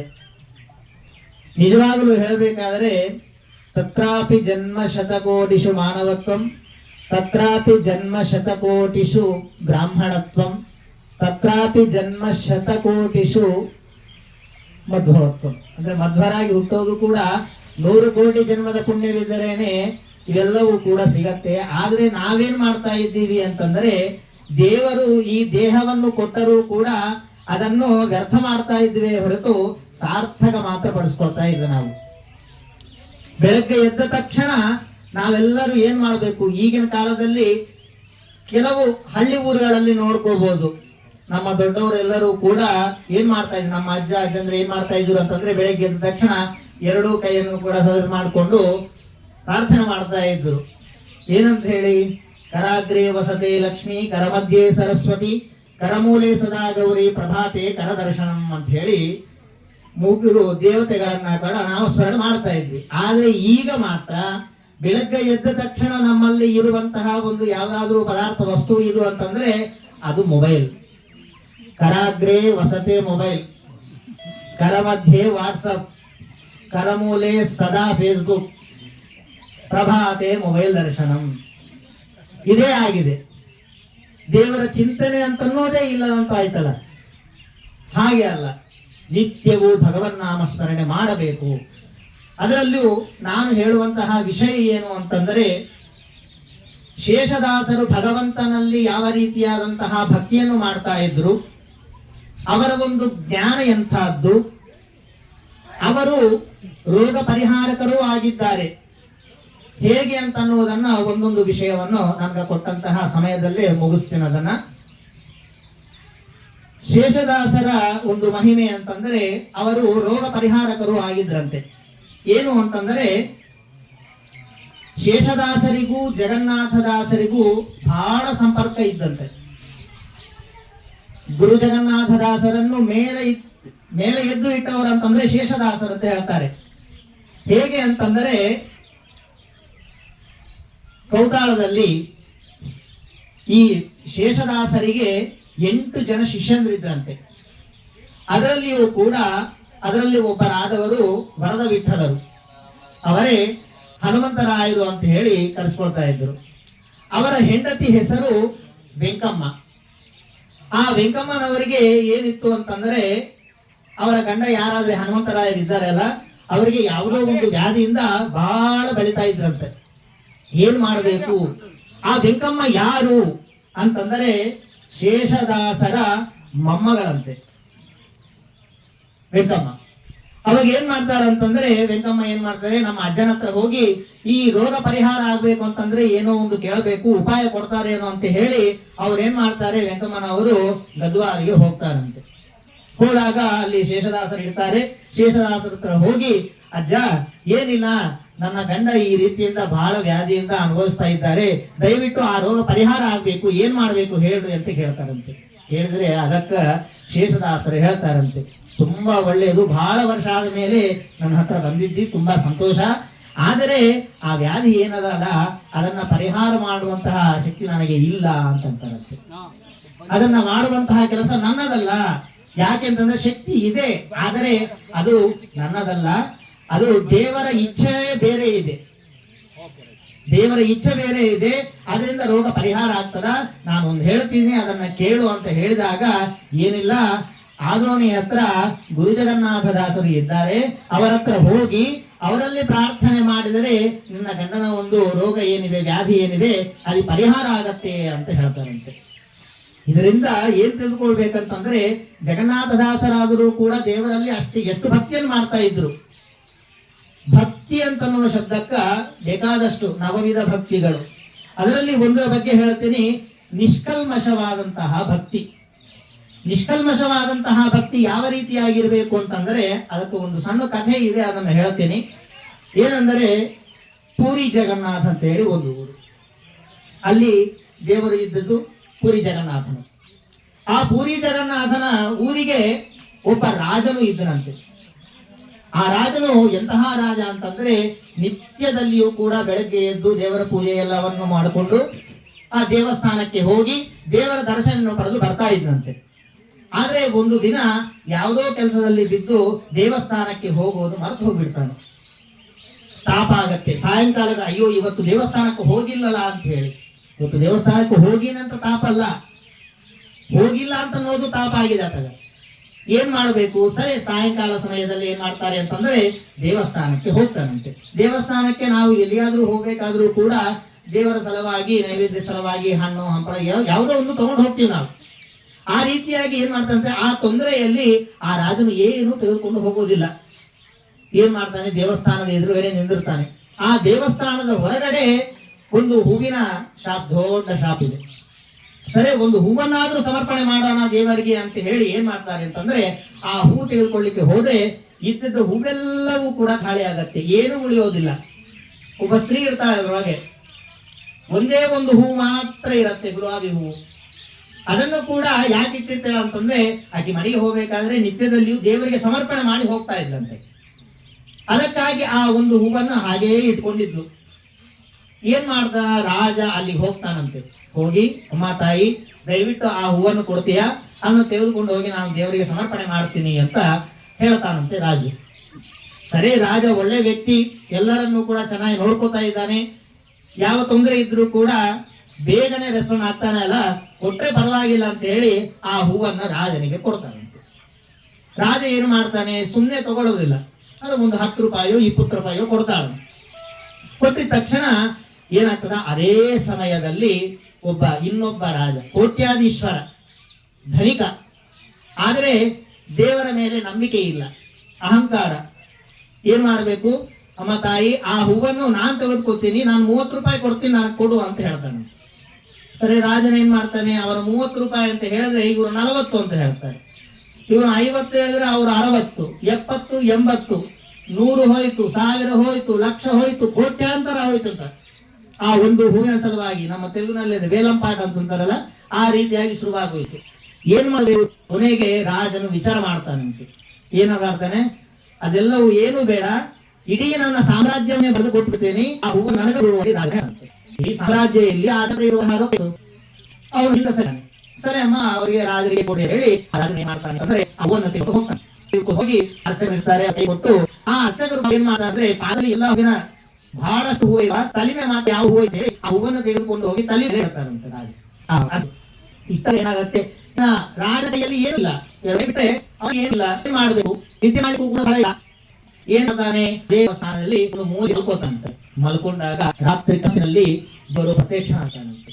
ದೇವರ ಬಂದು ಏನ್ ಹೇಳ್ತಾರಂತೆ, ಏನ್ ರಾಜ ಇದು ನ್ಯಾಯವೇ, ಇಂತ ದೊಡ್ಡ ಭಾರ ನನ್ನ ಮೇಲೆ ಗೊತ್ತಾ ಏನು ಅಂತ. ದೇವರ ಮೇಲೆ ಭಾರನ ಅರ್ಥವಿಲ್ಲ, ಏನಿಲ್ಲ, ಆ ಹೂವನ್ನ ನನ್ನ ಇದ್ದಾರೆ, ದಯವಿಟ್ಟು ನಾಳೆ ಬೆಳಿಗ್ಗೆ ಬರ್ತಲ್ಲ ಅಕ್ಕರಿಗೆ ಹೇಳಿ ಆ ಹೂವನ್ನ ತೆಗೆದು ಹೇಳ್ತಾರೆ. ಆಶ್ಚರ್ಯ ಆಗುತ್ತೆ. ಇಡೀ ಒಂದು ಬೆಳೆದರೆ ನೀವು ಎತ್ತಿ ಭಗವಂತನಿಗೆ ಒಂದು ಹೂ ಮಾತ್ರ ಭಾರ ಆಯ್ತಾ ಆಲೋಚನೆ ಮಾಡ್ತಾರೆ. ಏಳು ದಿವಸ ಅದೇ ಕನಸು ಬರುತ್ತೆ. ಏನ್ ಮಾಡ್ತಾನೆ ಕೊನೆಗೆ ಅಂತಂದ್ರೆ ಅರ್ಥ ಬರ್ತಾ ಇರುತ್ತೆ. ರಾಜ ಹೇಳ್ತಾನೆ ಅರ್ಚಕರೇ ಏನಿಲ್ಲ, ದೇವರು 2 ದಿವಸದಿಂದ ನನ್ನ ಮನಸ್ಸಿನಲ್ಲಿ ತರ್ತಾ ಇದ್ದೆ, ದಯವಿಟ್ಟು ಆ ಹೂವನ್ನು ತೆಗಿರಿ ಅಂತ ಅಂತಾರೆ. ಇವರು ಅರ್ಚಕರಿಗೂ ದೇವರಿಗೆ ಏನ್ ಹೂ ಹೇಳಿ ಅಂತ ಹೇಳಿ ಏನ್ ಮಾಡಿದ್ರೆ ಆ ಹೂವನ್ನು ತೆಗೆದು ಇಟ್ಬಿಡ್ತಾರಂತೆ. ಮತ್ತೆ ರಾತ್ರಿ ಮಲಗನೆ ರಾಜು ತಕ್ಷಣ ದೇವರು ಪ್ರತ್ಯಕ್ಷ ಆಗ್ತಾನಂತೆ. ಆಗ ಕೇಳ್ತಾನಂತೆ, ಸ್ವಾಮಿ ನಿನ್ನ ಆನಂದ ಏನು ಇದೆ, ದಯವಿಟ್ಟು ನನಗೆ ತಿಳಿಸಿಕೊಡಿ ಅಂತ ಹೇಳ್ತಾನಂತೆ. ಹೇಳ್ತೇವಂತೆ ನೋಡಪ್ಪ, ಈಗಿನ ಕಾಲದಲ್ಲಿ ಯಾವ್ದಾದ್ರು ಹಬ್ಬ ಆರಾಮ ಇದು ಇತ್ಯಾದಿ ಇತ್ತು ಅಂತಂದ್ರೆ ನಾವು ಹೋದ ಒಂದು ಹೂವಿನ ತಗೋಬೇಕಂತಂದ್ರೆ 30 ರೂಪಾಯಿ ಕೊಟ್ಟು ತಗೋಬೇಕಂತ ಯೋಚನೆ ಮಾಡ್ತಾ ಇದ್ದ. ಅದು ಒಂದು ಹೂವ ಸಾಗಿ ಅದು ನನ್ನ ಸಲುವಾಗಿ ಇಡೀ ಸಮಾಜವನ್ನು ದಾನ ಮಾಡಿದ್ದೆಲ್ಲ, ನಿನ್ನಂತಹ ಹತ್ತಿ ಯಾವ ಕಲ್ಮಶವಾದಂತಹ ಭಕ್ತಿ, ಆ ಭಕ್ತಿ ಮೆಚ್ಚಿದ್ದೆ, ಆ ಕಲ್ಮಶವಾದಂತಹ ಭಕ್ತಿ ಅಂತಂಬುದು ನನಗಾರ ಆಗಿದೆ. ಆ ಒಂದು ನನಗೆ ದೊಡ್ಡ ವಿಷಯ. ಅಂತಹ ಭಕ್ತಿ ಎಲ್ಲರಲ್ಲೂ ಇರಬೇಕು. ಅದಾದ್ಮೇಲೆ ಒಂದು ಬಿಟ್ಟು ಅಲ್ಲಿ ಒಬ್ಬ ದುರಹಣರ ಅತ್ಯಾಧಿಪತಿ ಹರಿಗೆ ಬಂದಿದ್ನಲ್ಲ, ಅವನು ಯಾರು ಅಲ್ಲ, ಅವನು ನಾನೇ. ಭಕ್ತಿ ಎಂತದ್ದು ಅಂತೇಳಿ ಪರೀಕ್ಷವಾಗಿ ನನಗೆ ಬಂದಿದ್ದೀನಿ ಅಂತ ಭಗವಂತ ಹೇಳಂತೆ. ಅಷ್ಟೊಂದು ಭಕ್ತಿ ಶೇಷರು ಭಗವಂತನಲ್ಲಿದ್ದಾರಂತೆ. ಹಾಗೆ ಆದಂತಹ ಭಕ್ತಿ ನಮ್ಮೆಲ್ಲ ಎಲ್ಲರಲ್ಲೂ ಇರಬೇಕು. ಅಷ್ಟಲ್ಲದೆ ಪರಿಹಾರವೂ ಆಗಿದೆ. ಪರಿಹಾರ ಮಾಡುವಂತಹ ಶಕ್ತಿ ಶೇಷದಾಸರಿಗೆ ಇದೆ. ಈಗಿನ ಕಾಲದಲ್ಲಿ ಯಾವಾಗಲೂ ಹಣ್ಣು ತಲೆನೋವು ಅಂತ ಒಂದು ಕೂಡ ವೈದ್ಯರ ಹೋಗಿ ನಾವು ಪ್ರಚಾರ ಮಾಡದಿದ್ದೆ ಲೋಕ ಯಾತ್ರೆ ನಾವು ತಿಂದಿರ್ತೀವಿ, ಮಾಡಿರ್ತೀವಿ. ಆರಾಮ ಮಹೋತ್ಸವದಲ್ಲಿ ವಿಶೇಷವಂತಹ ಎಲ್ಲ ಭೋಜನ ಅನ್ನದಾನ ಎಲ್ಲ ಮಾಡಿದ್ದಾರೆ, ತುಂಬಾ ಊಟ ಮಾಡಿರ್ತೀವಿ. ಆದ್ರೆ ಅದು ಅಲ್ಬೇಕಲ್ಲ, ಅಲ್ಲಿದ್ರೆ ಲೋಕ ಯಾತ್ರೆಯನ್ನ ಬೇಕು ಅಂತಂದ್ರೂ ಕೂಡ ಭಗವಂತನ ಒಂದು ಇಚ್ಛೆ ಇರು, ಭಗವಂತನ ಬೇಕು. MBBS ಮಾಡ್ತಾ ಇಲ್ಲ, ಅದಕ್ಕೆ MBBS ಅನ್ನೋದು ಅದಕ್ಕೆ ಏನು ಅರ್ಥ ಅಂತ ಅನ್ನೋದು ಹೇಳ್ತೀನಿ. ಏನಂತಂದ್ರೆ ರಾಜ ಏನ್ ಮಾಡ್ತಾನೆ ಅಂತಂದ್ರೆ ಕೋಟ್ಯಾಧೀಶ ಏನು ರೊಕ್ಕ ಇದ್ರು ಕೂಡ ಅವನ ರೋಗ ಮಾತ್ರ ಆಗ್ತಾ ಇರಲಿಲ್ಲ.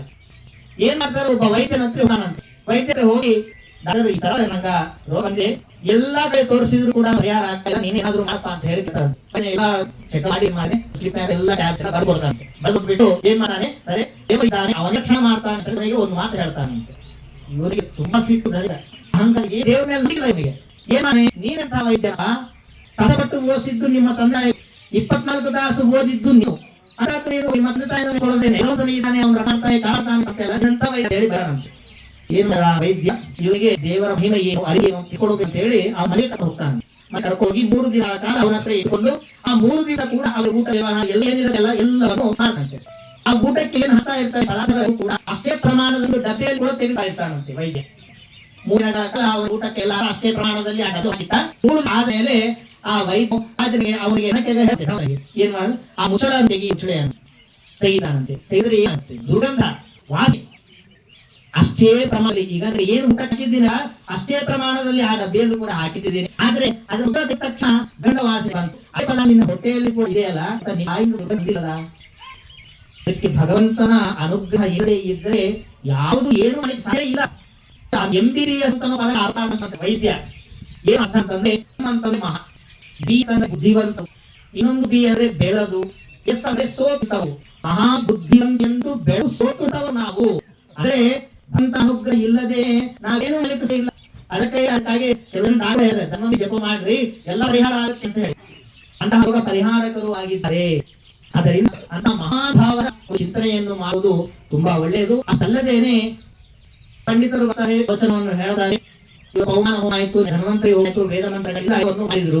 ಅವರಿಗೆ ಪುಣ್ಯವು ಸ್ತ್ರೀಯರಿಗೆ ಮಾಡಬೇಕು, ಅಧಿಕಾರ ಇಲ್ಲಲ್ಲ. ಆದರೆ ಶ್ರವಣ ಮಾಡಿದರೆ ಸಾಕು, ಅಷ್ಟೇ ಪುಣ್ಯ ಸಿಗುತ್ತಾರೆ. ಶ್ರವಣ ಮಾಡುವುದು ಬಹಳ ಉತ್ತಮ. ಅಷ್ಟಲ್ಲದೇನೆ ಶ್ರವಣ ಅಂತಂದ್ರೆ ಆ ಶ್ರವಣ ಮಾಡುವುದರಿಂದ ಕೂಡ ಏನಾಗತ್ತೆ ಅಂತಂದ್ರೆ ಅದಕ್ಕೊಂದು ಸಣ್ಣ ಕಥೆ ಇದೆ. ಗಂಡ ಹೆಂಡತಿ ಒಂದು ಊರಲ್ಲಿ ಇರ್ತಾರೆ. ಗಂಡ ಏನ್ ಮಾಡ್ತಾನೆ ಅಂತಂದ್ರೆ ಅಲ್ಲಿ ಒಂದು ದೇವಸ್ಥಾನ ಇರುತ್ತೆ, ಒಬ್ಬ ಪಂಡಿತರು ಬಂದಿರ್ತಾರೆ, ಭಾಗವತ ಪ್ರವಚನ ನಡೀತಾ ಇರುತ್ತೆ, ಭಾಗವತ ಸಪ್ತಾಹ 7 ದಿವಸದ ಕಾಲ ಭಾಗವತ ಪ್ರವಚನ ಆಗ್ತಾ ಇರುತ್ತೆ. ಗಂಡ ಏನ್ ಮಾಡ್ತಾನೆ ಅಲ್ಲಿಗೆ ಹೋಗ್ತಾರಂತೆ. ಹೋಗಿ ದಿವಸ ಸಾಯಂಕಾಲ ಹೊತ್ತು ಪ್ರವಚನ ಕೇಳಿಕೊಂಡು ಮನೆಗೆ ಬರ್ತಾ ಇದ್ದಂತೆ. ಹೆಂಡತಿಗೆ ಕೋಪ ಬಂತು, ಏನ್ ಮಾಡ್ತಾ ಇದ್ರಿ ದಿವಸ ಸಾಯಂಕಾಲ 1 ತಾಸು ಹೊತ್ತು, ಎಲ್ಲಿ ಹೋಗ್ತಾ ಇದ್ರಿ ನೀವು ಅಂತ ಕೇಳ್ತಾನೆ. ಏನಿಲ್ಲ, ನಮ್ಮ ದೇವಸ್ಥಾನಕ್ಕೆ ಪಂಡಿತರು ಬಂದಿದ್ದಾರೆ, ಅವರು ಭಾಗವತ ಪ್ರವಚನ ಹೇಳ್ತಾ ಇದ್ದಾರೆ, ನಾನು ದಿನ ಹೋಗಿ ಅದನ್ನ ಕೇಳ್ಕೊಂಡು ಬರ್ತಾ ಇದ್ದೀನಿ ಅಂತ ಅಂತಾರಂತೆ. ಅಂದ್ರೆ ನಿಮ್ಗೆ ಏನಾದ್ರೂ ಅರ್ಥ ಆಯ್ತಾ ಅಂತ ಕೇಳ್ತಾ ಅಂತ ಹೇಳ್ತೀವಿ. ಏನು ಅರ್ಥ ಆಗಿಲ್ಲ ಅಂತಂದ್ರೆ ಸರಿ ಅಂತ ಹೇಳಿ ಮರುದಿವಸ ಮತ್ತ ಹೋಗ್ತಾನಂತೆ, ಮತ್ತ ಮನೆಗೆ ಬರ್ತಾನೆ, ಮತ್ತ ಹೇಳ್ತಿ ಕೇಳ್ತಾಳೆ, ಏನಾದ್ರೂ ಪ್ರವಚನ ಅರ್ಥ ಆಯ್ತಾ ನಿಮ್ಗ ಅಂತೇಳಿ. ಇಲ್ಲ, ಏನು ಅರ್ಥ ಆಗಿಲ್ಲ. ಅದೇ ರೀತಿಯಾಗಿ ವಾರ ದಿವಸ ಹೋಗೋದು ಬರೋದು, ಹೇಳ್ತಿ ಕೇಳೋದು, ಇದೇ ಆ ತರ ಆಗೋಯ್ತು. ಕೊನೇ ದಿವಸ ಏನ್ ಮಾಡ್ತಾಳ ಅಂತಂದ್ರೆ, ಒಂದ್ ಕೆಲಸ ಮಾಡ್ರಿ ಅಂತ ಹೇಳಿ ಒಂದು ಗುಂಡು ಕಲ್ಲನ್ನು ಕೊಡ್ತಾಳಂತೆ ಕಣ್ಣನಿಗೆ. ಈ ಗುಂಡು ಕಲ್ಲನ್ನು ತಗೊಂಡು ಏನ್ ಮಾಡ್ತೀರಿ, 2 ಬಿಂದಿಗೆಗಳವೆ, ಅದರಲ್ಲಿ ನೀರನ್ನು ತುಂಬಿಸಿ ಅದರಿಂದ ಅಂತಂತಾರಂತೆ ಹೆಂಡತಿ. ಗಂಡನಿಗೆ ಗುಂಡು ಕಲ್ಲು ಕೊಡ್ತಾಳೆ. ಗುಂಡು ಕಲ್ಲಿನ ಮೇಲೆ ನೀರೆಲ್ಲಾದ್ರೂ ನಿಲ್ಲತ್ತಾ? ಏನ್ ಮಾಡ್ತಾನೆ, ಹೋಗ್ತಾನೆ, ನೀರನ್ನು ತಗೋತಾನೆ, ತಂದು ಹಾಕ್ತಾನೆ, ನೀರು ತುಂಬಿದ್ರೆ ಅಲ್ಲ ಕೊಡದಲ್ಲಿ. ಎಲ್ಲವೂ ಅದೇ ತರ. ನಿಮ್ಮ ಬುದ್ಧಿ ಏನಿದೆ, ನಿಮ್ಮ ಬುದ್ಧಿ ಕೂಡ ಇದೇ ತರ ಇದೆ. ನೀವು ಸುಮ್ಮನೆ ಹೋಗ್ತಾ ಇದ್ದೀರಿ ಹೊರತು ಏನು ಪ್ರಯೋಜನ ಇಲ್ಲ. ಏನಾದ್ರೂ ಕೇಳಿ ತಿಳ್ಕೊಂಡು ಬಂದ್ರೆ ನಿಮ್ಗೆ ಒಳ್ಳೇದಾಗತ್ತಲ್ಲ ಅಂತದೆ. ಆದ್ರೆ ಗಂಡ ಒಂದ್ ಮಾತು ಹೇಳ್ತಾನಂತೆ, ಏನಂತಂದ್ರೆ, ನೀನು ಗುಂಡು ಕಲ್ಲು ಕೊಡ್ಬೇಕಾದ್ರೆ ಅದರಿಂದ ಮೇಲೆ ಮಣ್ಣು ಗಿಣ್ಣು ಎಲ್ಲ ಇತ್ತಲ್ಲ, ಅದನ್ನ ನಾನು ನೀರಲ್ಲಿ ಅದ್ದಿದಾಗ ಅದರ ಮೇಲಿನ ಮಾಲಿನ್ಯ ಏನಿರುತ್ತೆ ಅದೆಲ್ಲ ಹೋಗಿದೆ ಅಲ್ಲ. ಅದೇ ರೀತಿಯಾಗಿ ನನಗೆ ಅರ್ಥ ಆಗದೇ ಇದ್ದರೂ ಕೂಡ ಕೇವಲ ಶ್ರವಣ ಮಾಡಿನಲ್ಲ, ಅದರಿಂದ ನನ್ನ ಪಾಪ ಪರಿಹಾರವಾಯಿತು ಅಂತ ಹೇಳಿ ನಾನು ತಿಳ್ಕೊತೀನಿ ಅಂತಂತಾನಂತೆ ಗಂಡ. ಆ ರೀತಿಯಾಗಿ ಎಲ್ಲಾ ಕಡೆಯೂ ಕೂಡ ಎಲ್ಲಿ ಕಾರ್ಯಕ್ರಮಗಳು, ವಿವಿಧ ಪ್ರವಚನಗಳು ಯಾವುದೇ ಆದರೂ ಕೂಡ ಶ್ರವಣವನ್ನು ಮಾಡುವುದು ಅತ್ಯಂತ ಉತ್ತಮವಾದ ಕೆಲಸ ಅಂತ. ಹಾಗಾಗಿ ಈ ಶೇಷದಾಸರ ಒಂದು ಆರಾಧನಾ ಮಹೋತ್ಸವದ ಅಂಗವಾಗಿ ಟ್ರಸ್ಟಿನರು ಎಲ್ಲರೂ ಕೂಡ ಒಂದು ಮಾತನ್ನು ಹೇಳಿದ್ದಾರೆ, ಬರಬೇಕು, ಪ್ರವಚನವನ್ನು ಮಾಡಬೇಕು ಅಂತ ಹೇಳಿ. ಇದು ನಿಜವಾಗ್ಲೂ ನನ್ನ ಸೌಭಾಗ್ಯ. ಅಷ್ಟಲ್ಲದೇನೆ ಮೊದಲ ಕಲ್ಲಿಗೆ ನನಗೂ ತುಂಬಾ ಸಂಬಂಧವೂ ಇದೆ. ಯಾಕೆಂತಂದ್ರೆ ಮೊಟ್ಟ ಮೊದಲಿಗೆ ನಾನು ವಿದ್ಯೆಯನ್ನು ಕಲ್ತಿದ್ದೆ ಇಲ್ಲಿ ಗುರುಕುಲ, ಮೊದಲಿಗೆ ಕೊರ್ಲಹಳ್ಳಿ ಜಯತೀರ್ಥಾಚಾರ್ಯ ಅಂತಿದ್ರು, ಅವ್ರ ಹತ್ರ ನಾನು ಇಲ್ಲಿ ಅಭ್ಯಾಸ ಮಾಡಿದ್ದೆ. ಏನಾದ್ರೂ ನಾನು 2 ಮಾತನ್ನು ಆಡ್ತಾ ಇದ್ದೀನಿ, ಏನಾದ್ರೂ ಸ್ವಲ್ಪವಾದ್ರೂ ಜ್ಞಾನ ಇದೆ ಅಂತಂದರೆ ಅದು ಕೇವಲ ನಮ್ಮ ಶ್ರೀನಿವಾಸ ದೇವರ ಅನುಗ್ರಹ. ಅಷ್ಟಲ್ಲದೇನೆ ಶೇಷದಾಸರ ಒಂದು ಅನುಗ್ರಹದಿಂದ ಮಾತಾಡಿದ್ದೀನಿ. ಇದರಲ್ಲಿ ಏನೇ ಗುಣಗಳು ಇದ್ದರೂ ಅದು ನಮ್ಮ ಗುರುಗಳದು ಅಂತ ಹೇಳ್ತಾ, ಏನೇ ತಪ್ಪುಗಳು ಇದ್ದರೂ ಅದು ನನ್ನದು ಅಂತ ಹೇಳ್ತಾ ಈ 2 ಮಾತುಗಳನ್ನ ಆ ಶೇಷದಾಸರ ಗುರು ಅಂತ ಹೇಳಿದ ಭಾರತೀಯ ಮುಖ್ಯ ಪ್ರಾಣನಾದ ಆ ಭಗವಂತನ ಪಾದಾರ ಬಿಂದಗಳಲ್ಲಿ ಸಮರ್ಪಣೆ ಮಾಡ್ತಾ ಇದ್ದೀರಿ. ಶ್ರೀಕೃಷ್ಣ ಅರ್ಪಣಮಸ್ತು. ತಮ್ಮಲ್ಲಿ ಪರವಾಗಿ ಇದುವರೆಗೂ ಪ್ರವಚನ ಕಾರ್ಯಕ್ರಮ ನಡೆಸಿಕೊಟ್ಟ ಶ್ರೀ ಸತ್ಯಪ್ರಿಯ ಆಚಾರ್ಯಗೆ ಧನ್ಯವಾದಗಳು. ಮುಂದೆ ಪ್ರವಚನಕಾರರು ವೇಣುಗೋಪಾಲಾಚಾರ್ಯ ವಿದ್ಯಾಪೀಠ ಮಂತ್ರಾಲಯ ಅವರು ಬಂದು 10 ನಿಮಿಷ ಪ್ರವಚನ ಕಾರ್ಯಕ್ರಮ ನಡೆಸಿಕೊಡಬೇಕಾಗಿದೆ. ವೇಣುಗೋಪಾಲಾಚಾರ್ಯ ವಿದ್ಯಾಪೀಠ ಮಂತ್ರಾಲಯ.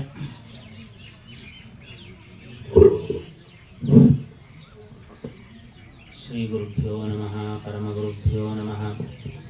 ಶ್ರೀಮದಾನಂದತೀರ್ಥ ಭಗವತ್ಪಾದಾಚಾರ್ಯ ಗುರುಭ್ಯೋ ನಮಃ. ಹರಿ ಓಂ. ಯೋಂತ ಪ್ರವಿಶ್ಯ ಮಮ ವಾಚಮಿಮಾಂ ಪ್ರಸುಪ್ತಾಂ ಸಂಜೀವಯತ್ಯಖಿಲ ಶಕ್ತಿಧರಸ್ವಧಾಮ್ನಾ ಅನ್ಯಾಂ ಚ ಹಸ್ತಚರಣಶ್ರವಣತ್ವಗಾದೀನ್ ಪ್ರಾಣಾನ್ ನಮೋ ಭಗವತೆ ಪುರುಷಾಯ ತುಭ್ಯಂ. ಅಭ್ರಮಂ ಭಂಗರಹಿತಂ ಅಜಡಂ ವಿಮಲಂ ಸದಾ ಆನಂದತೀರ್ಥಮತುಲಂ ಭಜೆ ತಾಪತ್ರಯಾಪಹಂ. ಚಿತ್ರೈ ಪದೈಶ್ಚ ಗಂಭೀರೈಃ ವಾಕ್ಯೈರ್ಮಾನೈರಖಂಡಿತೈಃ ಗುರುಭಾವಂ ಮಿಂಜಯಂತಿ ಭಾತಿ ಶ್ರೀ ಜಯತೀರ್ಥವಾಕ್. ದುರ್ವಾ ವಿದ್ವಾಂತರವಯೇ ವೈಷ್ಣವೇಂದೀವರೇಂದ್ರವೇ ಶ್ರೀರಾಘವೇಂದ್ರ ಗುರವೇ ನಮೋ ಅತ್ಯಂತ ದಯಾಲವೇ. ಶಿಶಮೀಂದ್ರಕರಾಬ್ಜೋತ್ತಂ ರಾಘವೇಂದ್ರ ಗುರುಪ್ರಿಯಂ ಶ್ರೀಯತೀಂದ್ರ ಗುರುಂ ವಂದೇ ಮೂಲರಾಮಾರ್ಚನೆ ರತಂ. ಶ್ರೀ ಸಾಂಘ್ರಿ ಸೇವಕಂ ನಿತ್ಯಂ ಭೂಸುರಾಗ್ರಕುಲೋದ್ಭವಂ ವಾಸಮಾದಿಶಿಲಾಕ್ಷೇತ್ರಂ ಶೇಷದಾಸ ಗುರುಂ ಭಜೆ. ಪರಮಪೂಜ್ಯ ಮಂತ್ರಾಲಯ ಮಠಾಧೀಶರ ಚರಣಾರವಿಂದಗಳಲ್ಲಿ ಭಕ್ತಿಪೂರ್ವಕ ಶಿರಸಾಷ್ಟಾಂಗ ಪ್ರಣಾಮಗಳನ್ನು ಸಲ್ಲಿಸ್ತಾ, ಪರಮ ಪವಿತ್ರವಾದ ಆದಿಶಿಲಾಕ್ಷೇತ್ರ ಅಂತಲೇ ಪ್ರಸಿದ್ಧವಾದ ಶೇಷದಾಸರ ತಪೋಭೂಮಿಯಾಗಿ ಜಗತ್ಪ್ರಸಿದ್ಧಿಯನ್ನು ಹೊಂದಿರತಕ್ಕಂತಹ ಈ ಕ್ಷೇತ್ರದಲ್ಲಿ ಶೇಷದಾಸರ ವಿಶೇಷವಾದ ಸ್ಮರಣೆಯನ್ನು ಮಾಡುವಂತಹ ದೊಡ್ಡ ಸೌಭಾಗ್ಯ ನಮಗೆಲ್ಲ ಇವತ್ತು ದೊರಕಿದ್ದೇ ಒಂದು ದೊಡ್ಡ ಪೂರ್ವಜನ್ಮದ ಸುಕೃತ ಅಂತ ಭಾವಿಸಬೇಕು. ಯಾಕೆಂದರೆ ಏನೋ ನಿತ್ಯದಲ್ಲಿ ನಾವು ಮಾಡುವ ಮಾನವ ಶರೀರವನ್ನು ಪಡೆದು ನಮ್ಮ ಕಾರ್ಯಕಲಾಪಗಳು ಹೇಗಿರ್ತವೆ ಅಂತಂದರೆ ಕೇವಲ ಹೊಟ್ಟೆಪಾಡಿಗಾಗಿ ಜೀವನವನ್ನು ಸಾಗಿಸುವಂತಹ ರೀತಿಯಲ್ಲಿ ನಮ್ಮ ಕಾರ್ಯಕಲಾಪಗಳಿರ್ತವೆ. ಈ ಸಾಧನ ಶರೀರ ಕೊಟ್ಟಿದ್ದಾರೆ, 94 ಲಕ್ಷ ಯೋನಿಗಳ ದಾಟಿ ಮಾನವ ಶರೀರ ಇರ್ತದೆ. ಈ ಮಾನವ ಶರೀರ ನಮಗೆ ಸಿಗೋದೇ ಬಹಳ ದುರ್ಲಭ. ಇಲ್ಲಿ ಬಂದ ಮಾಡಬೇಕು ಅನ್ನೋ ಪರಿಜ್ಞಾನ ಇಲ್ಲ.